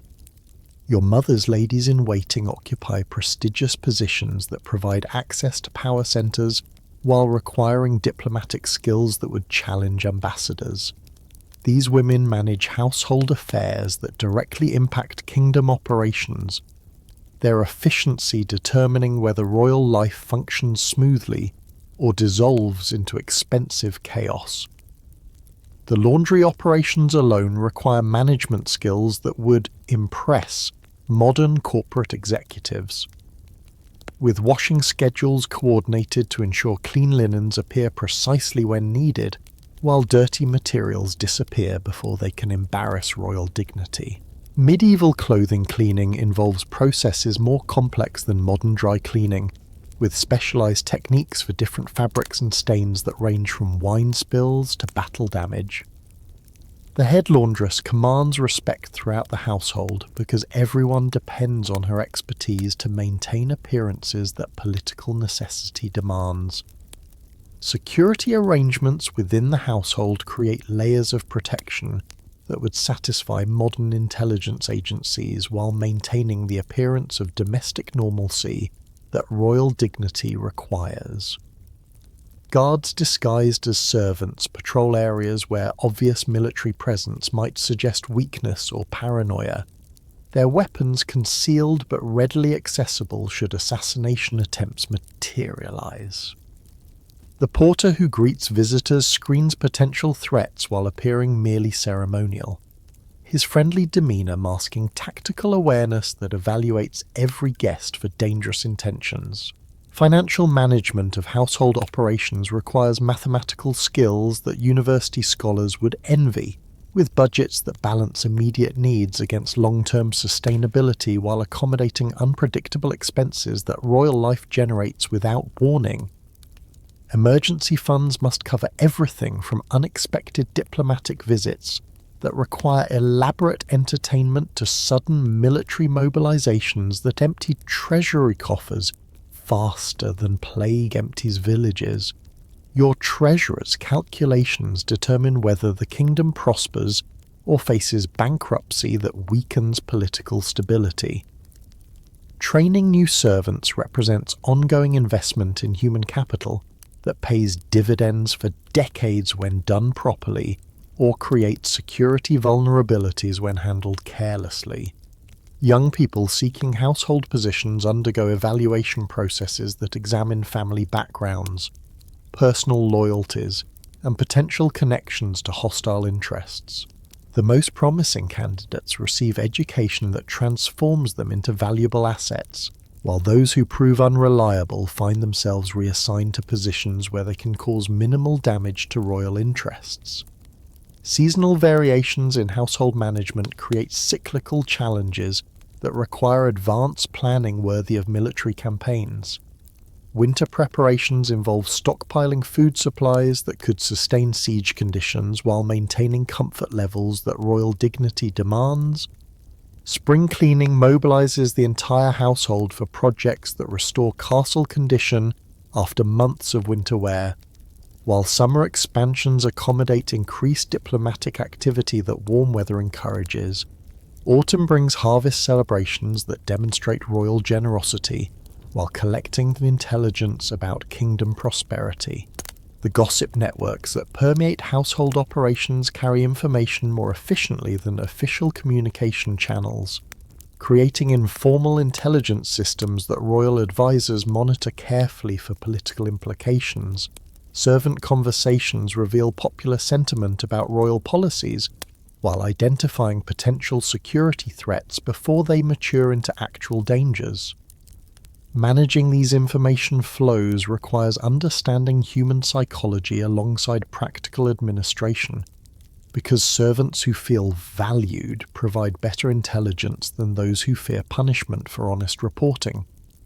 Historians still argue whether medieval household management was primarily economic activity or political institution, but the distinction seems academic when daily operations directly impact kingdom stability. A well-run royal household demonstrates competence that reassures subjects about their ruler's capabilities, while domestic chaos suggests administrative failures that enemies exploit for propaganda purposes. Your ability to manage hundreds of servants successfully indicates readiness to govern thousands of subjects effectively. As evening settles over the castle and household staff complete their daily routines, you review reports that document another successful day of domestic operation. The smooth functioning that visitors take for granted requires constant attention to detail that never ends and rarely receives recognition it deserves. Managing a royal household may seem less glamorous than commanding armies or negotiating treaties, but it provides foundational stability that makes all other royal activities possible.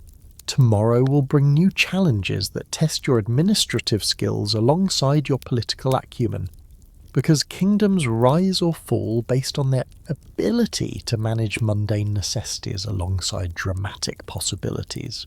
The War Council convenes at dawn in the castle's Great Hall, transforming what hours earlier hosted elegant feasts into a strategic nerve centre where kingdoms rise or fall based on decisions made by sleep-deprived men studying maps that smell of ink and ambition. You take your designated place beside your father as battle-scarred veterans, and calculating advisors debate troop movements that will determine whether your subjects live as free citizens or conquered slaves. The morning light filtering through stained glass windows illuminates faces etched with the kind of experience that only comes from watching friends die for political principles that seemed more important before the killing started.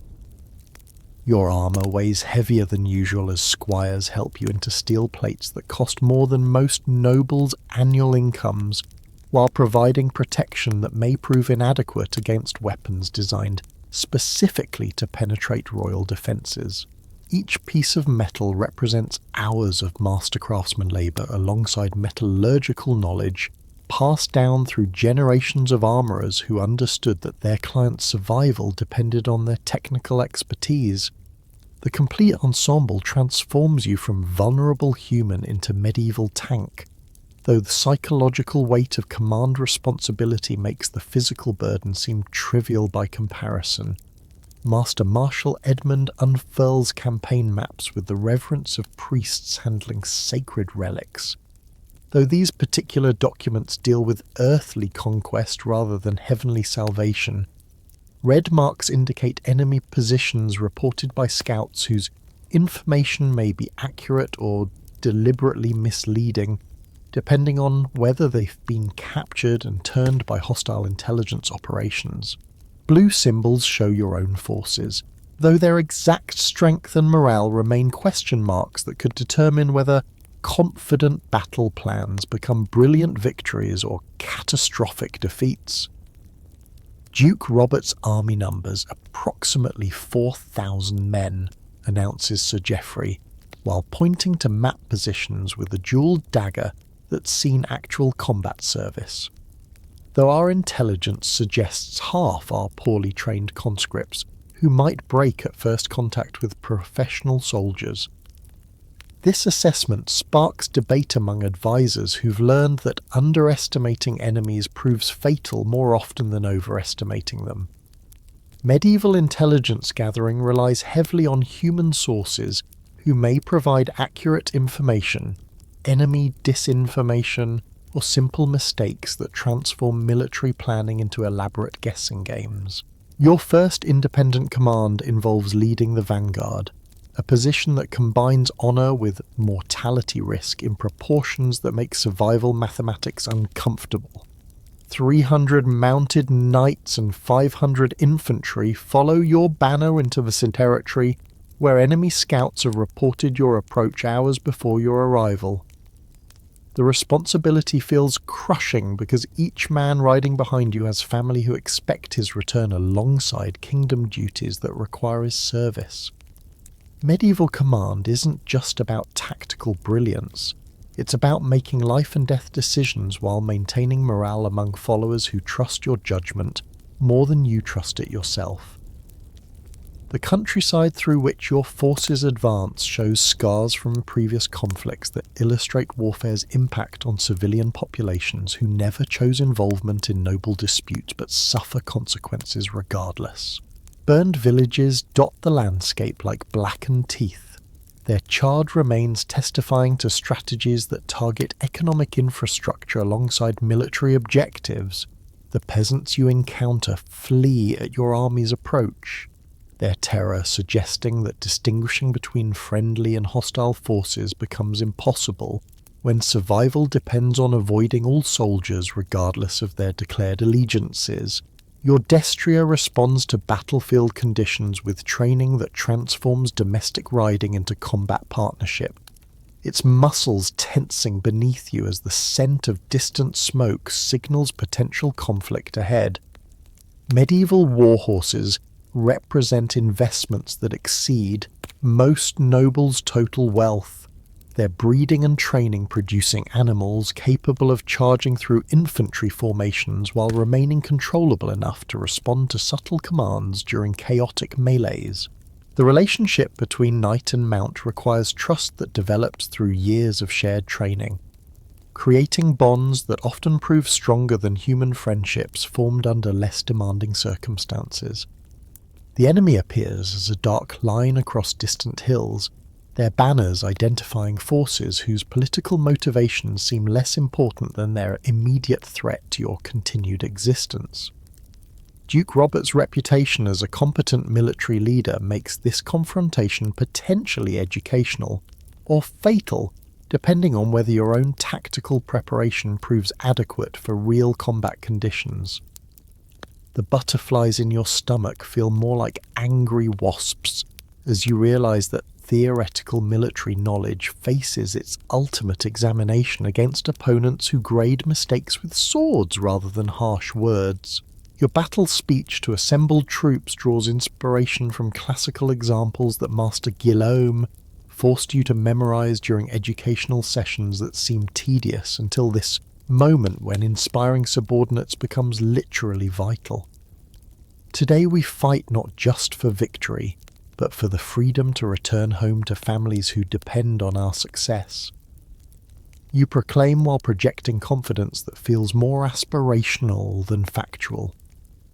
Medieval military morale depends heavily on leadership charisma, because soldiers who doubt their commander's competence rarely fight effectively, regardless of their individual courage or training quality. The charge itself unfolds like choreographed chaos, where individual heroism and tactical coordination merge into experiences that defy coherent description. Your lance finds its target with impact that travels through your entire body. The physics of mounted combat concentrating tremendous energy into steel points that punch through the armor with mathematical precision. The enemy knight who falls before your weapon becomes the first human you've killed personally. Though battlefield conditions prevent reflection on moral implications that will haunt quieter moments later. Combat reality differs dramatically from training yard exercises where opponents cooperate with predetermined scenarios rather than actively trying to kill you with creative enthusiasm. Swords that felt manageable during practice become unwieldy burdens when swung by exhausted arms against enemies who refuse to follow practice drill patterns. The mud beneath your horse's hooves consists partially of blood from fallen warriors whose academic discussions about military strategy ended permanently when theoretical knowledge met practical application under lethal conditions. Your tactical decisions during the battle's crucial moments determine outcomes that affect thousands of lives alongside your own survival prospects. Ordering cavalry reserve commitment at precisely the right moment breaks enemy morale, while premature deployment might waste forces needed for different tactical situations. Medieval battlefield command requires instantaneous decisions based on incomplete information while under stressor, levels that would challenge modern emergency room surgeons working under ideal conditions with superior medical knowledge. The victory, when it finally comes, feels less triumphant than exhausting as you survey battlefield aftermath that illustrates warfare's true costs beyond abstract casualty statistics. Dead horses lie beside fallen riders whose personal stories will never be told, while wounded survivors face recovery prospects that medieval medicine makes grimly uncertain. Your own forces celebrate success while dealing with losses that transform abstract leadership concepts into personal grief for subordinates whose trust you carried into combat situations where that trust proved either justified or fatal. Enemy prisoners require decisions that balance military necessity against chivalric ideals, because medieval warfare operates according to codes that attempt to civilize activities that remain fundamentally barbaric regardless of noble intentions. Captured knights expect ransoming opportunities that provide financial benefits, while lower-ranked prisoners face slavery or execution, depending on strategic calculations that weigh immediate utility against long-term political implications. These choices reveal leadership character in ways that peaceful decision-making never tests. The march home carries spoils that justify campaign costs while bearing wounded comrades whose injuries remind everyone that military glory comes with prices that accounting ledgers cannot fully calculate. Your own performance during battle establishes reputation that will influence future military assignments alongside political opportunities, because medieval leadership credibility depends heavily on demonstrated competence under conditions where failure means death rather than embarrassment. Historians still argue whether medieval warfare was primarily political tool or economic necessity, but participants experience both motivation simultaneously, while focused mainly on survival prospects that make theoretical discussions seem irrelevant. Your first campaign provides education that no classroom could offer, teaching lessons about human nature under extreme stress that will inform future decisions whether they involve military operations or civilian governance.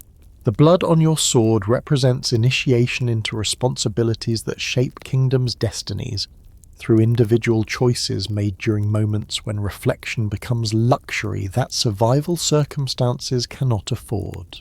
The morning sun, cast long-shadowed across the courtyard as foreign envoys arrive with fanfare that conceals daggers behind diplomatic smiles, their elaborate processions designed to intimidate while appearing merely ceremonial. You stand beside your father on steps worn smooth by centuries of similar receptions, your ceremonial robes communicating messages about wealth and power to visitors whose own attire broadcasts equally calculated signals. Today's diplomatic mission involves negotiations that could prevent wars or spark conflicts that consume kingdoms, making every gesture and word a potential catalyst for either peace or devastation. The French delegation approaches with precision that military formations would envy, their ambassadors' credentials carried on silk cushions as if they were holy relics rather than political documents. Count Philippe d'Anjou presents letters from his king with ceremony that transforms simple message delivery into sacred ritual. Though you've learned that diplomatic pageantry often masks hostile intentions behind elaborate courtesy, his smile radiates warmth that never reaches his calculating eyes. An expression you've seen on courtiers who subsequently attempted assassination through more direct methods. "Your Majesty honours us with this audience," Count Philippe declares while executing a bow that demonstrates perfect technique alongside barely concealed condescension. His words carry the musical cadence of educated French nobility. Though you detect subtle emphasis on certain phrases that suggest hidden meanings, your tutors warned you to expect from professional diplomats. Medieval diplomatic language operates like coded poetry where metaphors disguise threats and compliments contain ultimatums that could justify military action if misinterpreted or ignored. The treaty proposals that emerge from elaborately decorated scroll cases read like legal documents written by scholars who understand that single-word choices can determine whether kingdoms prosper or burn. Each clause has been crafted to provide maximum advantage to French interests, while appearing reasonable enough to avoid immediate rejection, creating agreements that seem beneficial until careful analysis reveals disadvantageous implications hidden within complex legal terminology. Your advisors will spend weeks examining these documents for traps that could surrender territorial rights or create military obligations your kingdom cannot fulfill. The Spanish envoys arrive with different theatrical flair, their procession emphasizing imperial grandeur over French diplomatic subtlety. Don Carlos de Mendoza represents the interests that span continents, his authority extending to territories where Spanish gold finances armies that dwarf your kingdom's entire population. His proposals involve commercial agreements that could bring prosperity through trade relationships, though the financial terms suggest economic domination disguised as mutually beneficial partnership arrangements that seem designed to transform your realm into Spanish satellite territory. His Catholic Majesty seeks friendship with all Christian princes, Don Carlos announces, while his retinue displays wealth that makes your treasury seem like child's piggy bank. The religious terminology isn't coincidental. Spanish diplomacy consistently frames political objectives as spiritual necessities, using papal authority to justify territorial expansion that secular motivations might make more difficult to achieve. You're learning that medieval international relations often disguise conquest as religious duty, making resistance appear both politically unwise and spiritually dangerous. The English delegation takes an entirely different approach, their ambassador arriving with merchant practicality that cuts through ceremonial nonsense to address immediate economic interests. Sir William Pembroke represents trading relationships that could provide mutual benefits without the territorial complications that French and Spanish proposals contain. Though his straightforward manner may conceal British cunning that operates through commercial channels rather than military threats, English diplomatic style emphasizes practical advantages over abstract principles, appealing to advisors who prefer concrete benefits to theoretical political philosophies. Your role in these negotiations requires careful balance between appearing competent enough to eventually inherit diplomatic responsibilities while avoiding premature assumption of authority that might undermine your father's current leadership position. You offer observations that demonstrate intelligence without challenging experienced diplomats whose expertise exceeds your knowledge, asking questions that gather information while revealing minimal details about your kingdom's actual military capabilities or financial resources. Medieval diplomatic training teaches princes to appear informed while remaining mysterious about topics that enemies could exploit. The afternoon sessions move beyond formal presentations into detailed negotiations where real diplomatic work occurs through conversations that seem casual but determine international relationships for generations. Count Philippe probes your opinions about territorial disputes that haven't reached public discussion stages, fishing for intelligence about military preparations that French strategic planning requires. His seemingly innocent questions about harvest conditions actually seek information about your kingdom's ability to sustain sieges or fund extended military campaigns. Private dinner arrangements provide opportunities for more intimate diplomatic discussions where alcohol loosens tongues that formal sessions keep carefully guarded. The wine selection becomes part of negotiation strategy, with vintage choices communicating messages about respect levels alongside attempts to impair judgment that could lead to advantageous concessions. You've been trained to maintain sobriety during these sessions while appearing to match your guests' consumption, because diplomatic drinking requires professional skills that could determine kingdom survival. The gift exchanges that accompany formal negotiations create another layer of international communication where precious objects carry meanings more valuable than their material worth. The jeweled dagger that Count Philippe presents could represent either friendship or subtle threat, depending on interpretation that will influence your response to future French proposals. Your own gifts require equal consideration because excessive generosity might suggest weakness, while inadequate offerings could imply disrespect that justifies hostile reactions. Evening entertainment transforms diplomatic discussions into cultural competitions, where each delegation attempts to demonstrate superior civilization through artistic presentations that mask intelligence-gathering operations. The French musicians perform songs that contain coded references to military alliance possibilities, while Spanish dancers execute routines that communicate information about troop movements through choreographed symbolism. You're learning that medieval diplomacy extends far beyond formal negotiations into every aspect of international interaction. The intelligence reports that accompany these diplomatic visits reveal information that official presentations carefully omit, painting more accurate pictures of foreign intentions than ceremonial courtesy provides. Your spymaster's sources suggest that French proposals mask preparation for territorial expansion that could threaten your eastern borders, while Spanish offers might represent preliminary steps toward economic colonization that gradually transfers sovereignty to Madrid without requiring military conquest. English practicality may conceal longer-term strategies that achieve dominance through commercial dependency rather than political submission.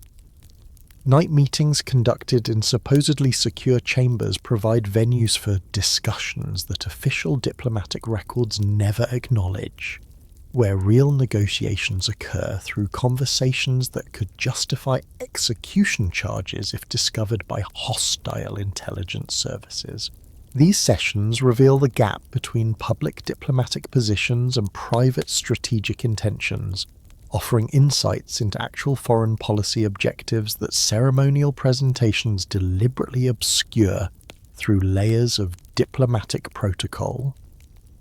Your father's negotiation techniques demonstrate skills that decades of international relations have refined into instinctive responses that balance aggression with accommodation while maintaining kingdom independence. His ability to extract concessions while appearing to offer reciprocal benefits illustrates diplomatic artistry that makes battlefield tactics seem straightforward by comparison. You study his methods like musical scores that require perfect timing alongside emotional nuance to achieve desired political harmonies. The treaty drafts that emerge from these negotiations represent compromised documents that satisfy nobody completely, while providing everyone sufficient benefits to justify domestic political costs that international agreements always require.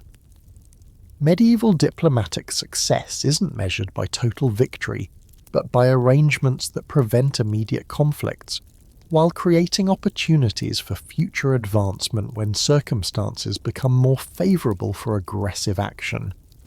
Historians still argue whether medieval diplomacy primarily served peaceful conflict resolution or merely delayed inevitable warfare while providing intelligence-gathering opportunities. But participants pursue both objectives simultaneously. Your diplomatic education reveals international relations as continuous competition conducted through legal frameworks rather than military operations. Though the ultimate stakes remain identical whether conflicts are resolved through negotiations or decided through combat, as foreign delegations prepare to depart with preliminary agreements that require domestic ratification before becoming binding international law. You reflect on lessons learned through watching professional diplomats pursue national interests through civilized discourse. Diplomatic missions may appear more pleasant than military campaigns, but they require skills that are equally demanding and potentially more dangerous, because failure in negotiations often leads directly to warfare, where survival rates prove less favourable than treaty conference statistics. The treasury chamber deep within the castle's stone heart feels like a temple to golden gods, its iron-bound chests and ledger books recording wealth that most subjects never see while documenting expenses that could bankrupt kingdoms faster than military defeats. You descend worn stone steps alongside Master Treasurer William, whose pallid complexion suggests years spent in chambers where sunlight never penetrates, but whose mathematical precision has kept your family's finances stable through economic storms that toppled neighbouring dynasties. The keys he carries could unlock vaults or economic disasters, depending on spending decisions that balance immediate needs against long-term survival. The morning's first task involves reviewing tax collection reports from provincial administrators whose honesty varies as dramatically as their competence. Creating financial intelligence that requires careful interpretation alongside mathematical analysis. Sir Geoffrey's accounts from the Northern Territories show revenues that seem suspiciously round numbers, suggesting either remarkable coincidence or creative accounting, designed to conceal embezzlement that could fund rebellions alongside personal luxury. Medieval tax collection operates more like organised extortion than systematic revenue generation, with collectors keeping percentages that reward efficiency while encouraging corruption. The wool merchants petition for reduced tariffs. Master William announces while unfurling documents that smell of sheep and desperation. Though their complaints about hardship seem inconsistent with their ability to afford gold-threaded petitions, his dry observation illustrates the constant tension between taxing subjects enough to fund kingdom operations while avoiding levies so excessive that productive citizens relocate to territories offering better fiscal treatment. Medieval economics operates on principles that modern economists would recognise.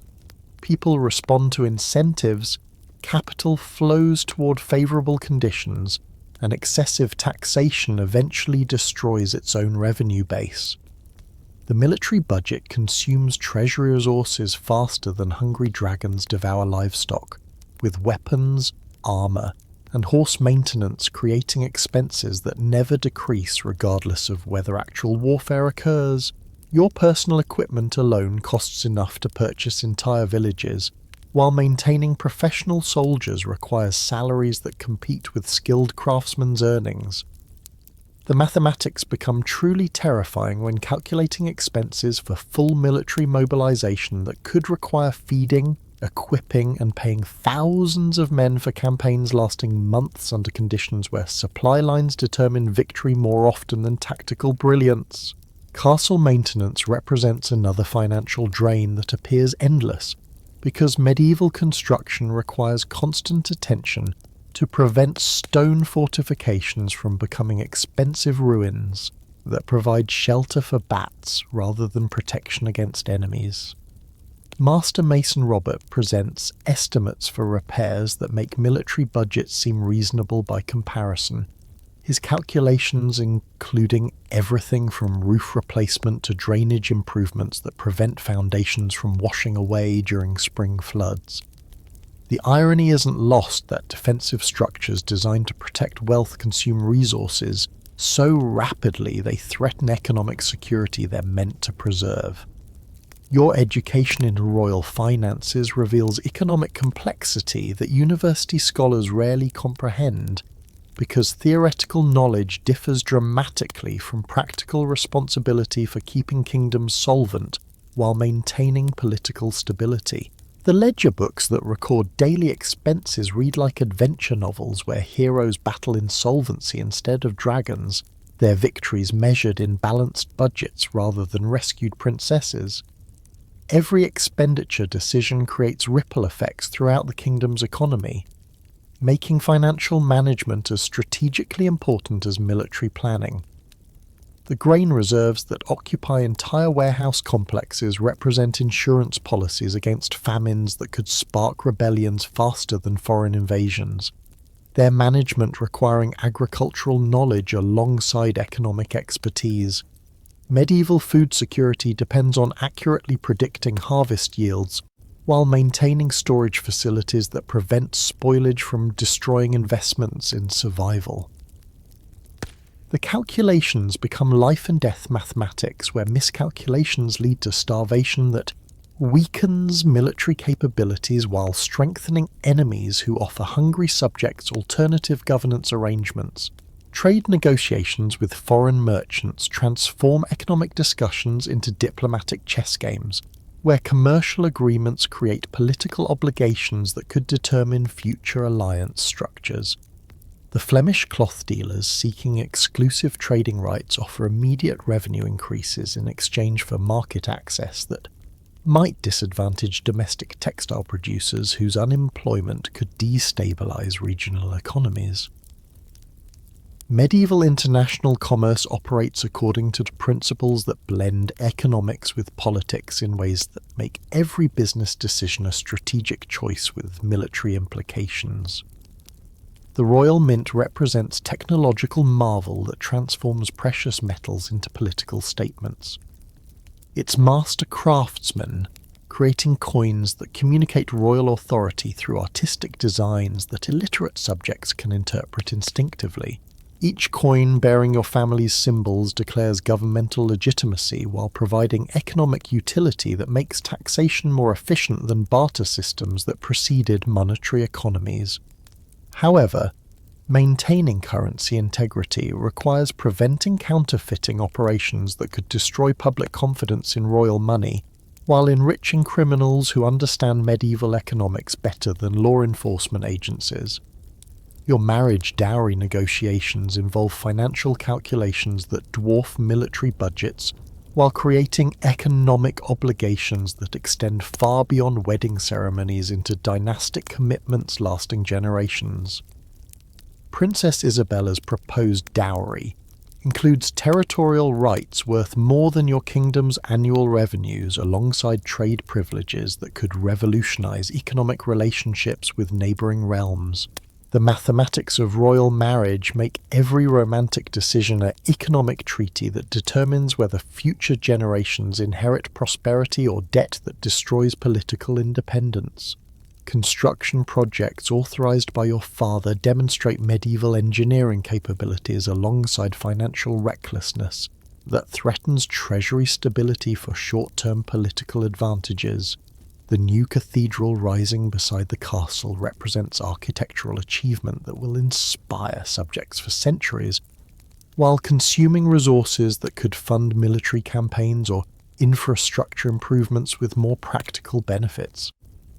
Medieval rulers constantly balanced spectacular projects that demonstrate power against practical expenditures that maintain actual governance capabilities.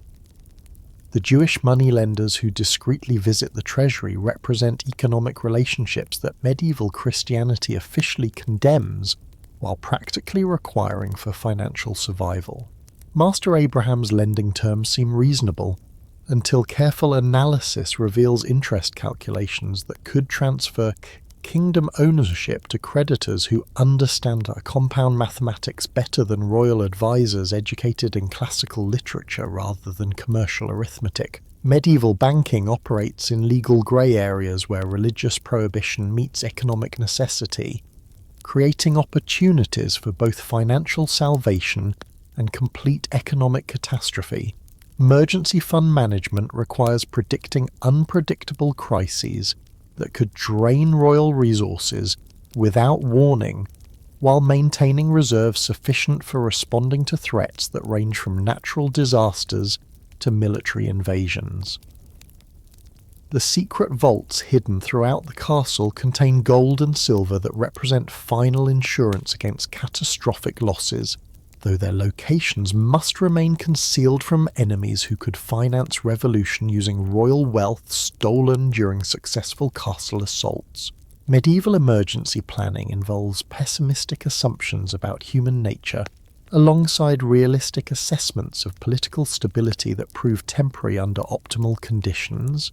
Taxation policy decisions affect every subject's daily life while determining kingdom survival through revenue generation that must balance efficiency with fairness to prevent rebellions that cost more than tax increases generate.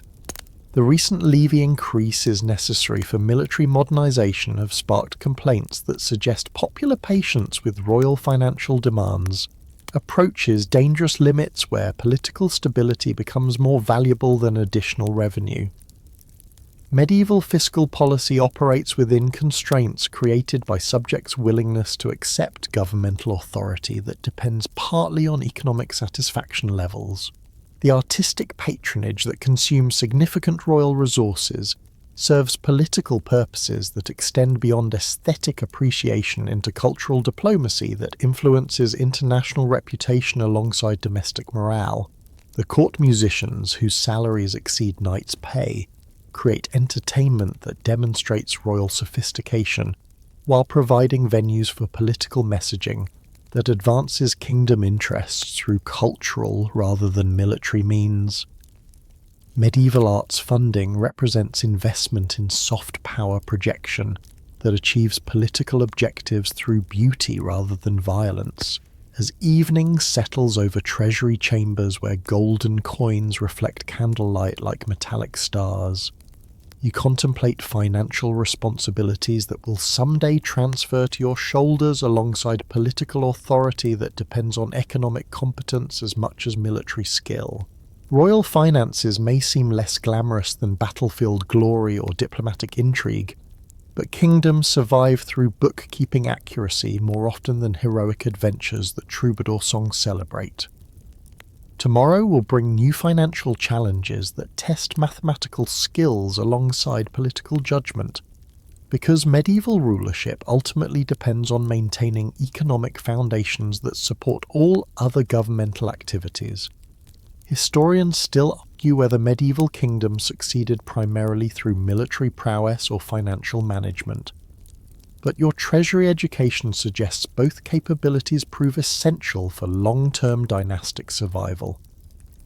The ledger books may contain less dramatic stories than battle chronicles, but their numbers determine whether kingdoms prosper or collapse under fiscal pressures that prove more destructive than enemy armies when mismanaged by rulers who prioritize glory over accounting accuracy. The weight of dynastic expectation settles around your shoulders like a leaden cloak as you kneel in the castle's private chapel, where generations of your ancestors have wrestled with pressures to produce errors who could continue bloodlines that stretch back through centuries of conquest, compromise, and carefully arranged marriages. The morning light filtering through stained glass windows illuminates prayer books whose margins contain desperate petitions from previous princes, who understood that royal potency determines political stability more directly than military victory or economic prosperity. Your future depends not just on surviving battles or negotiating treaties, but on producing children who can inherit responsibilities that grow heavier with each passing generation. Brother Augustine's discreet counsel about marital duties combines theological instruction with a practical advice that would scandalize monastery libraries while addressing realities that determine kingdom survival. His discussions of dynastic obligations employ euphemisms that dance around biological necessities like courtiers avoiding dangerous political topics, though his meaning penetrates diplomatic language with uncomfortable clarity. Medieval royal marriage serves purposes that extend far beyond personal happiness into strategic breeding programs designed to produce heirs who inherit both political authority and genetic advantages that support effective governance. Your mother's private conversations reveal feminine perspectives on succession pressures that male advisors rarely acknowledge, her experience providing insights into challenges that await royal wives, whose primary obligation involves converting romantic affection into political insurance through pregnancy that carries risks, measuring life against dynastic necessity. Queen Eleanor's frank discussions about childbirth dangers that claimed previous generations of royal mothers illustrate stakes that make battlefield mortality seem like pleasant gambling by comparison. Medieval obstetrics operates according to principles that combine superstition with practical knowledge, while offering survival rates that make royal pregnancy a form of state-sanctioned Russian roulette. The court physicians who examine your health with clinical thoroughness that reduces royal dignity to medical specimens speak in Latin phrases that conceal their assessments of reproductive potential alongside general fitness for duties that extend beyond producing heirs into maintaining physical capabilities required for military leadership.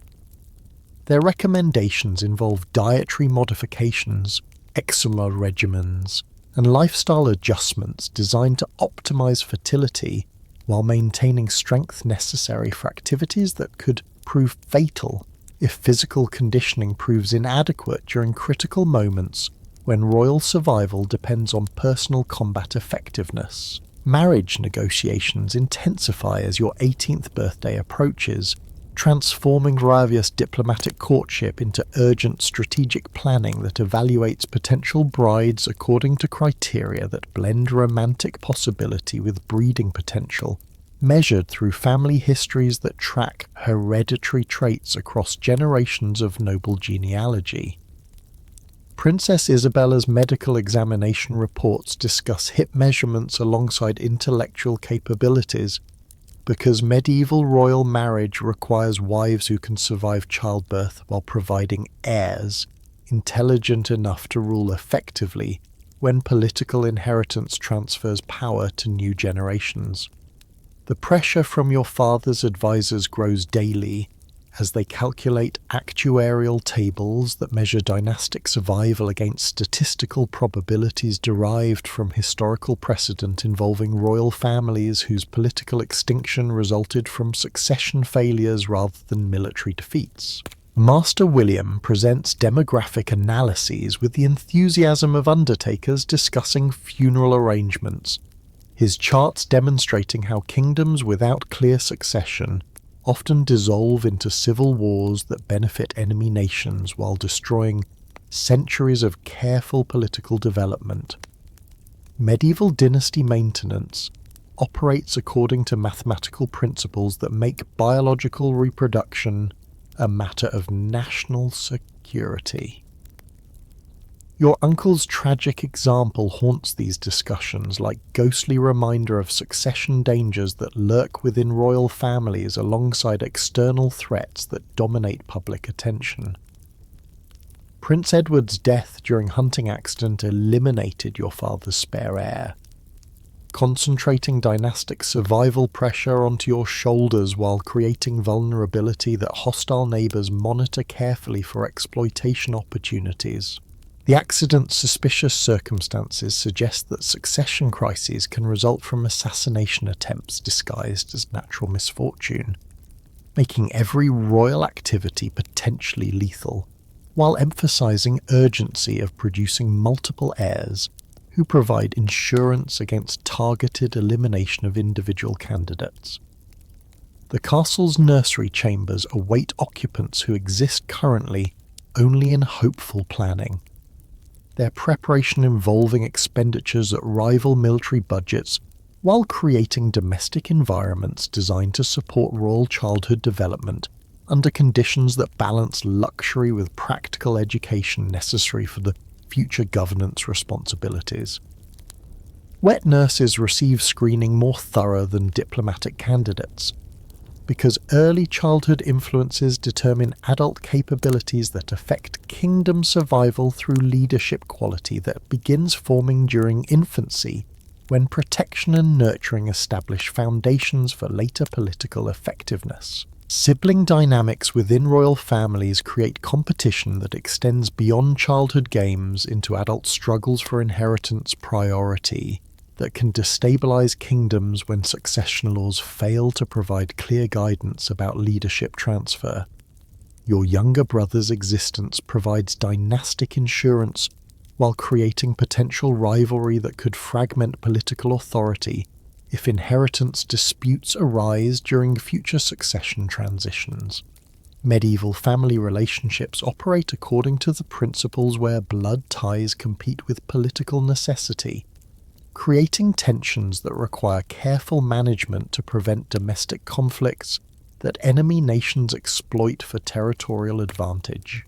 The medical knowledge available for supporting royal childbirth combines ancient wisdom with contemporary innovation, while remaining frighteningly inadequate for addressing complications that could claim both mother and child during delivery processes that determine dynastic survival alongside personal tragedy. Court physicians practice techniques that blend empirical observation with theoretical principles derived from classical texts whose accuracy varies dramatically between helpful guidance and dangerous misinformation. Medieval obstetrics operates at intersection of science and superstition, where religious faith must supplement medical expertise that acknowledges its own limitations when confronting biological processes that defy human control. Religious discussions about royal marriage emphasize spiritual dimensions of relationships that serve political purposes, with theological instruction that addresses both romantic fulfillment and dynastic obligation through doctrinal frameworks that attempt to reconcile personal happiness with public duty. Father Benedict's counselling sessions explore moral questions about arranged marriages that may lack emotional foundation, while serving essential governmental functions that affect thousands of subjects whose welfare depends on stable succession that prevent civil conflicts over political inheritance. The intelligence reports that accompany succession planning reveal foreign interest in your kingdom's dynastic stability, with enemy agents monitoring royal health alongside marriage negotiations that could affect regional power balances through alliance structures that shift according to succession outcomes. Neighbouring rulers calculate their own strategic positions against possibilities that your death without heirs could create intervention, opportunities that justify territorial expansion disguised as succession dispute mediation. Medieval international relations operate according to principles where internal dynasty management becomes external security issue with military implications. Your betrothal ceremony approaches with inevitability that combines celebration with anxiety, because formal engagement creates political commitments that restrict future flexibility, while establishing alliance structures that determine kingdom foreign policy for generations beyond your personal involvement. The elaborate preparations involve diplomatic coordination that resembles military campaign planning, with guest lists that read like international treaties alongside security arrangements that acknowledge assassination possibilities during public events that concentrate high-value targets in vulnerable ceremonial settings.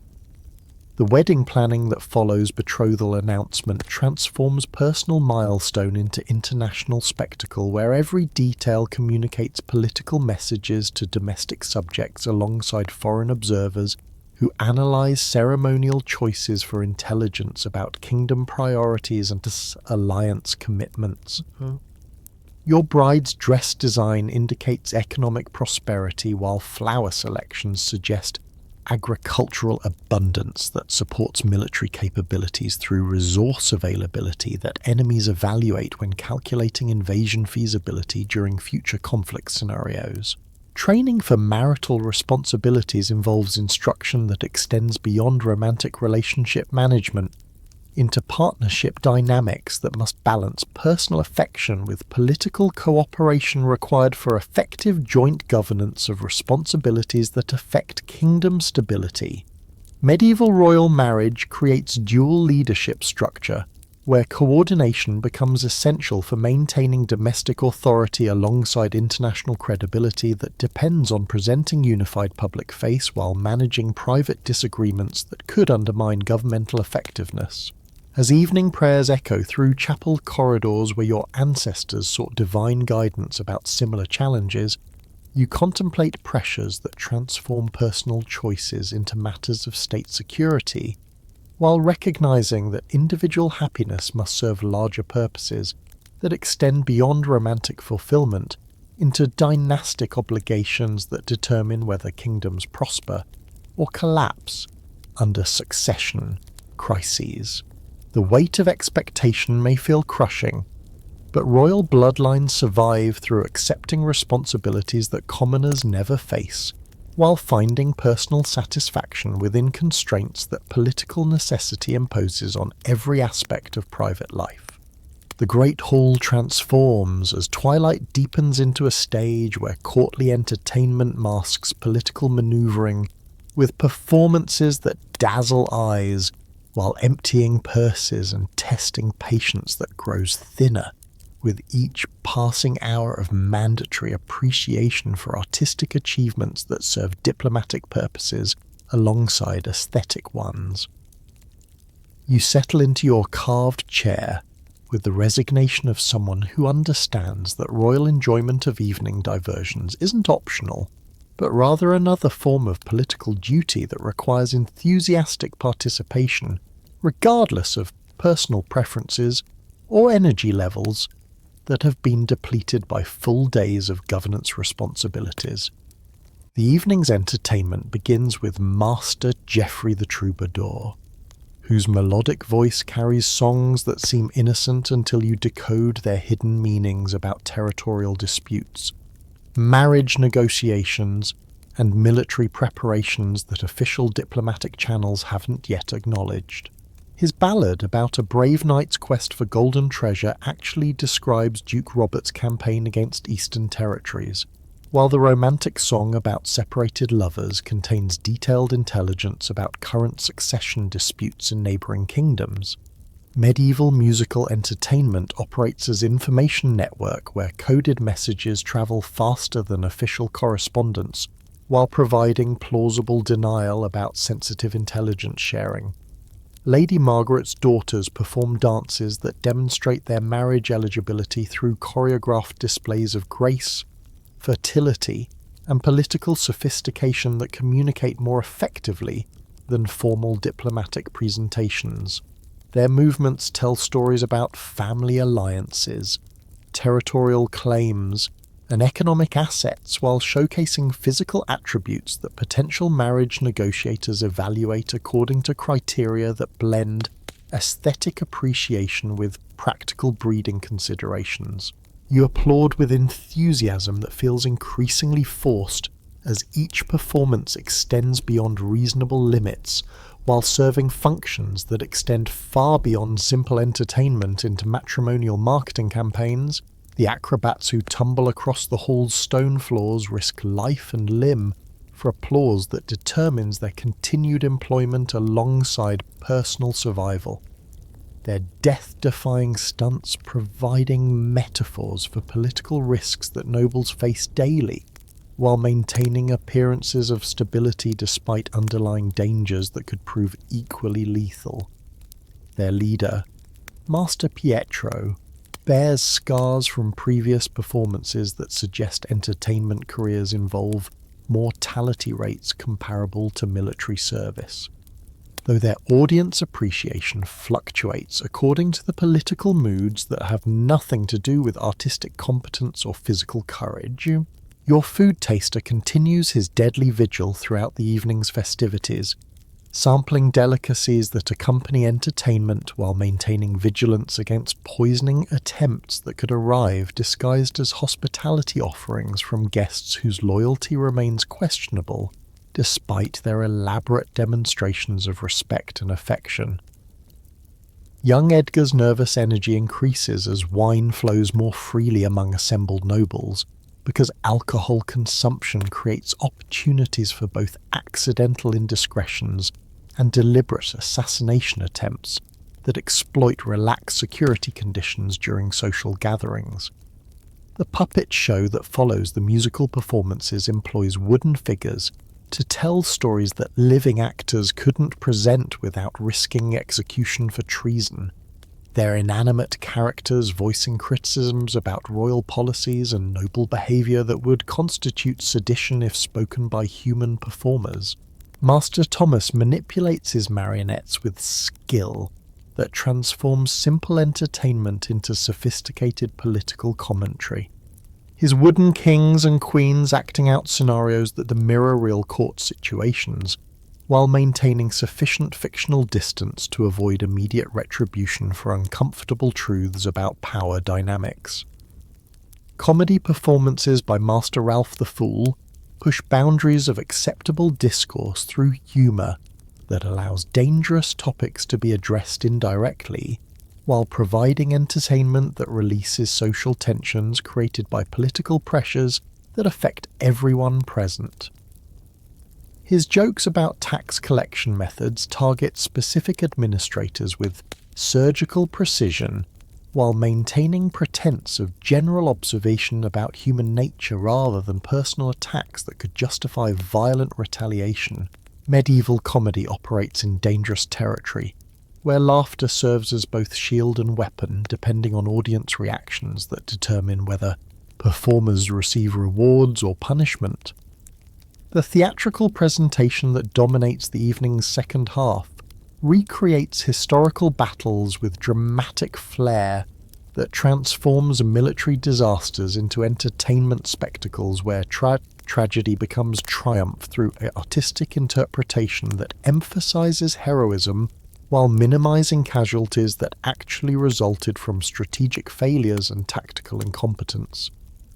The actors wear costumes that cost more than soldiers' annual salaries while performing combat scenes that bear little resemblance to actual warfare's brutal realities, their performances serving propaganda purposes that reinforce royal legitimacy through selective historical memory.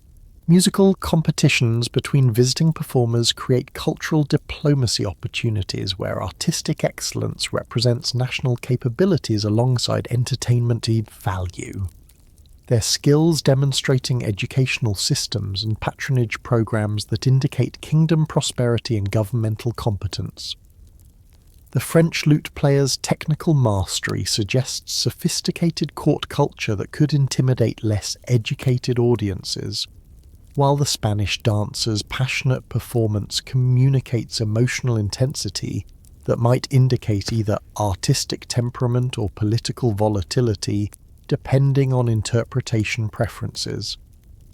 The poetry recitations that interrupt musical performances demonstrate linguistic sophistication while providing forums for subtle political messaging, through classical references that educated audiences interpret according to contemporary situations that mirror ancient conflicts.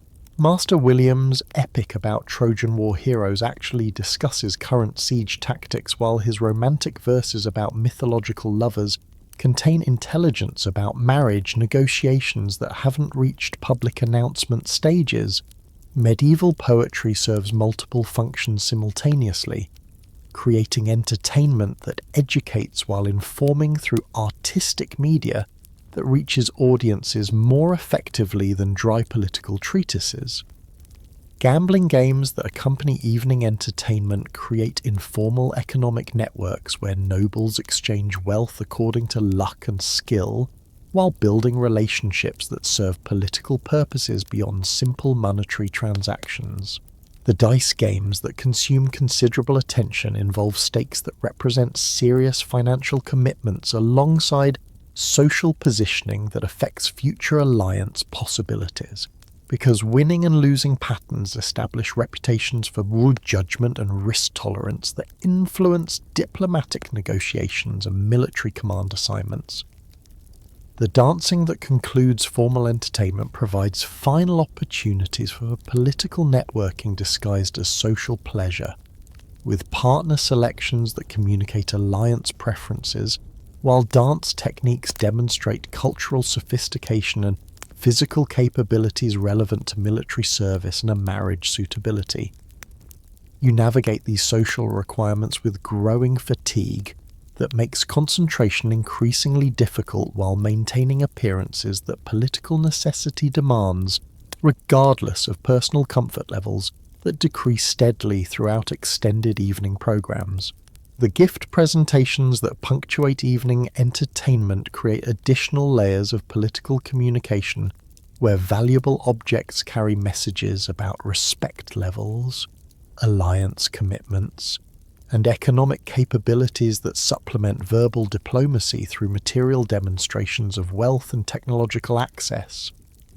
The jeweled goblet that Duke Robert presents suggests either friendship or subtle threat depending on interpretation, while your own reciprocal gifts require careful consideration to avoid sending unintended messages about weakness or excessive generosity that could encourage additional demands.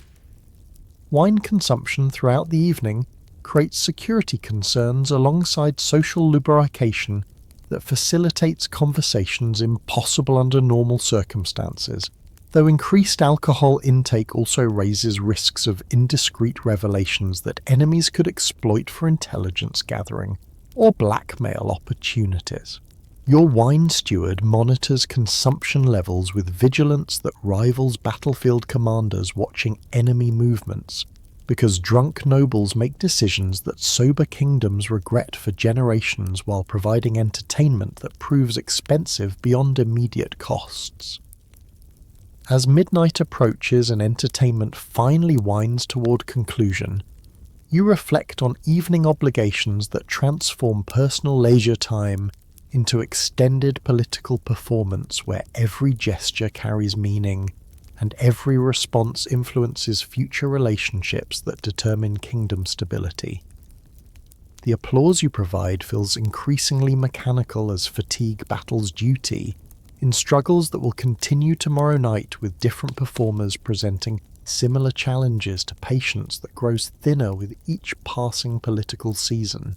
The departure protocols that conclude evening entertainment require final diplomatic interactions where farewell courtesies establish expectations for future social obligations while providing last opportunities for intelligence gathering through casual conversations that seem spontaneous but serve carefully planned reconnaissance objectives.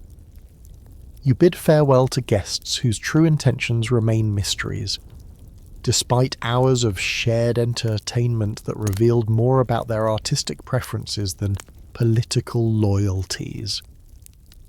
Knowing that tomorrow will bring the analysis of tonight's interactions by advisors who observed everything while appearing to enjoy performances that served functions beyond simple amusement, the castle settles into nighttime quiet as the last echoes of evening entertainment fade into memory, leaving you finally alone in the chambers where shadows dance against stone walls that have witnessed centuries of royal solitude punctuated by moments of genuine peace that feel increasingly precious as political responsibilities multiply with each passing day. You climb the narrow spiral staircase that leads to your private tower room, each step carrying you further from the public performance that defines princely existence toward the rare sanctuary where authentic thoughts can emerge without diplomatic calculation or strategic consideration. The tower chamber represents your most treasured refuge within a life that offers few opportunities for unguarded moments. Its windows providing views across moonlit countryside that stretch beyond political boundaries into territories where ordinary people sleep without calculating tomorrow's alliance possibilities or military threats.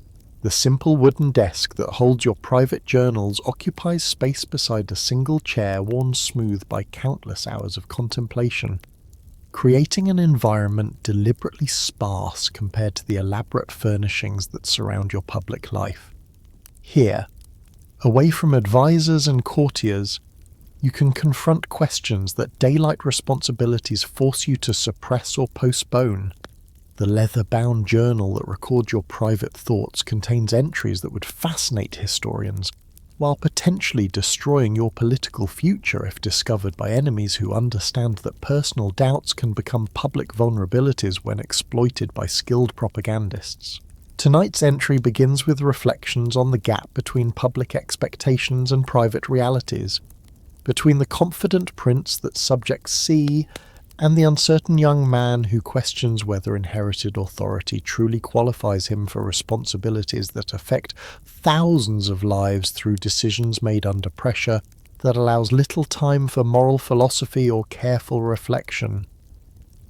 Your contemplation of recent military campaign experiences reveals internal conflicts between the glory that chronicles will record and the human costs that official histories typically minimize or ignore entirely. The enemy knights who fell before your weapons possessed families who mourn their deaths, while your own casualties included men whose trust you carried into battle situations where leadership decisions determined who survived to return home.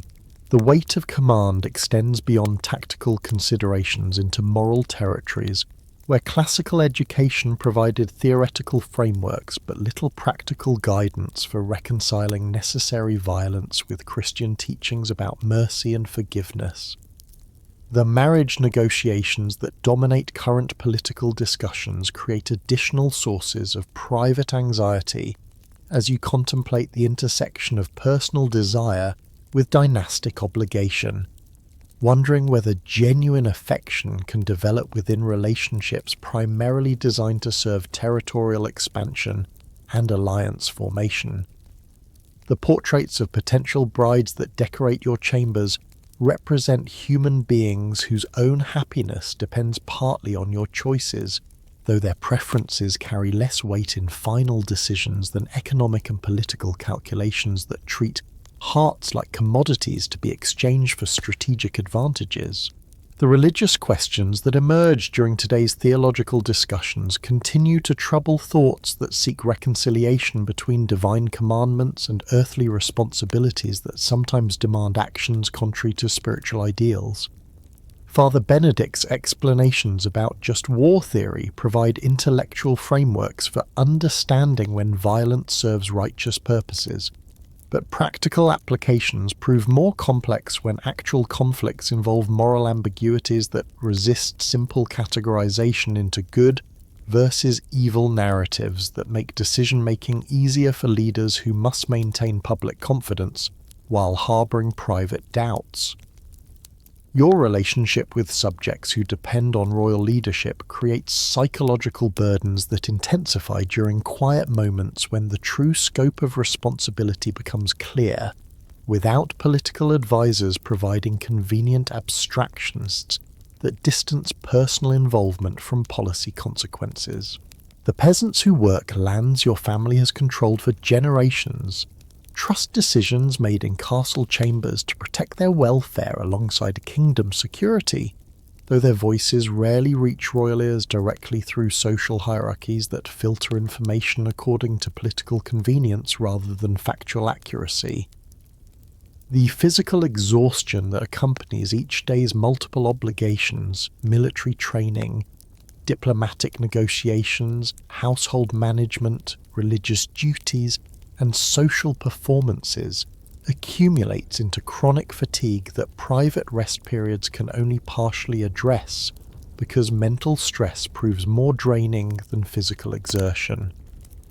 Your body may recover from sword practice and horseback riding, but your mind continues processing political implications that extend far beyond immediate circumstances into future scenarios that could determine kingdom survival through decisions that seem insignificant when made, but prove crucial when their consequences emerge. The loneliness inherent in royal position becomes most apparent during these solitary hours, when authentic human connection feels impossible due to social distances that prevent genuine friendship with subjects who always remain aware of status differences that influence every interaction. Your childhood companions have evolved into political allies whose loyalty may depend more on personal advantage than emotional attachment.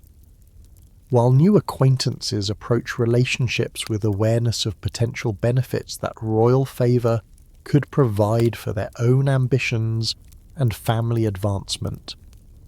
The castle's nighttime sounds provide familiar comfort through their consistency across years of residence. Though you've learned to distinguish normal settling noises from potential security threats that could indicate assassination attempts by enemies who understand that princes are most vulnerable when separated from bodyguards who maintain constant vigilance during public appearances. The guards who patrol corridors outside your chambers provide protection that enables rest while serving as reminders that constant danger accompanies royal blood through political circumstances that make every enemy of the crown a potential threat to your personal survival. Dreams that visit royal sleep often blend wish fulfillment with anxiety manifestations, creating nighttime experiences where idealized versions of princely life compete with nightmarish scenarios involving military disasters, diplomatic failures, and succession crises that destroy kingdoms through leadership inadequacy. These unconscious narratives reveal psychological pressures that conscious thought attempts to suppress during waking hours, when public confidence requires projecting certainty regardless of private uncertainties that multiply with increasing knowledge about governance complexity. The books that line your chamber walls provide intellectual escape alongside educational reinforcement, their contents ranging from classical philosophy to contemporary military treatises that offer perspectives on leadership challenges that transcend specific historical periods. Marcus Aurelius's meditations on imperial responsibility speak directly to modern princely concerns, while Vegetius's military strategies remain relevant despite technological changes that alter tactical details without modifying fundamental principles about command psychology and strategic thinking. Your correspondence with foreign princes creates networks of understanding that transcend national boundaries through shared experiences of royal pressure that commoners never face regardless of their personal challenges and social positions. These letters provide opportunities for honest discussion about leadership difficulties that official diplomatic communications cannot address directly.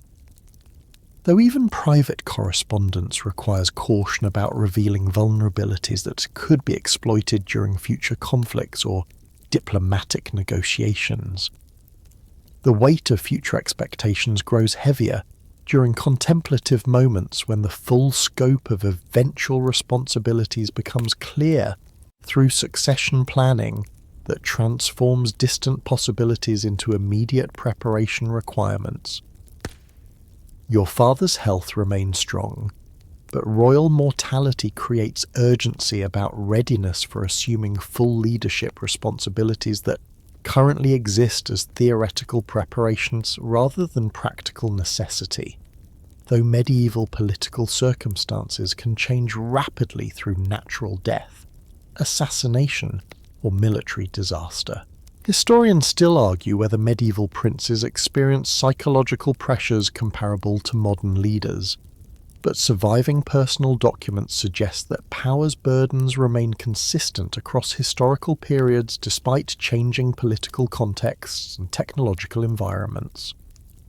The human cost of leadership decisions, the isolation that accompanies supreme authority, and the moral complexity of governance create stress patterns that transcend specific cultural circumstances while manifesting through different social frameworks and religious interpretations. As sleep finally approaches and your exhausted mind releases its grip on daily concerns that will resume tomorrow with renewed intensity, you find comfort in the knowledge that countless predecessors have faced similar challenges while maintaining kingdom stability through personal sacrifice that history records imperfectly but honours through continued political survival. The crown may grow heavier with each passing year, but it also represents continuity that extends beyond individual lifespans into dynastic legacy that transforms personal struggles into historical significance. The gentle wind that whispers through tower windows carries away today's worries while bringing tomorrow's possibilities. Their sound providing natural music that soothes troubled thoughts better than any court entertainment. Your breathing slows as consciousness fades into rest that provides temporary escape from responsibilities that will return with dawn light. But for now, in these precious moments of genuine solitude, you can simply exist as yourself rather than the symbol others need you to be. As you drift towards sleep, your mind releases the day's accumulated tensions, allowing thoughts to flow like gentle streams carrying worries away from consciousness that has carried too much weight for too many hours. The moonlight that filters through your window creates silver patterns on the chamber floor, their beauty offering simple pleasure that requires no political interpretation or strategic analysis, just aesthetic appreciation that connects you to the basic human capacity for wonder that survives despite the complications that surround royal existence. Your breathing deepens as sleep approaches, each exhale releasing another layer of pressure that builds throughout days filled with decisions that affect countless lives alongside your own survival prospects. The sounds of night, gentle wind, settling stone and distant guard calls create a symphony of security that wraps around your chamber like protective blankets woven from familiar routine and established safety. Your muscles relax as tension flows away, leaving behind the simple peace that comes with temporary suspension of responsibility. Dreams begin to form at the edges of consciousness, their imagery blending the day's experiences with hopes and fears that conscious thought keeps carefully controlled. In these emerging visions, the weight of crowns transforms into lightness. Difficult choices become simple, and the burdens of leadership dissolve into the kind of freedom that exists only in sleep's gentle embrace. Your mind drifts deeper into rest that provides essential restoration for tomorrow's challenges, while offering tonight's gift of peaceful unconsciousness. The castle settles into complete quietude around your sleeping form, its ancient stones holding centuries of similar scenes where princes found refuge in sleep's temporary kingdom. Your breathing becomes steady and deep as a consciousness fades completely, leaving behind the complex world of medieval politics for the simple blessing of dreams where anything becomes possible and rest comes without cost or calculation. Sleep arrives like a gentle tide, carrying away all concerns until morning calls you back to the endless dance of power and responsibility. Sweet dreams find you in this tower sanctuary, where even princes can finally rest in peace, knowing that dawn will bring renewed strength for facing whatever challenges tomorrow may hold. In sleep's gentle realm, you are neither prince nor symbol, but simply a soul at rest, deserving of the peace that daylight so rarely allows. The night embraces you with tender care, offering the ultimate luxury that no crown can purchase, the simple, healing gift of peaceful, dreamless sleep.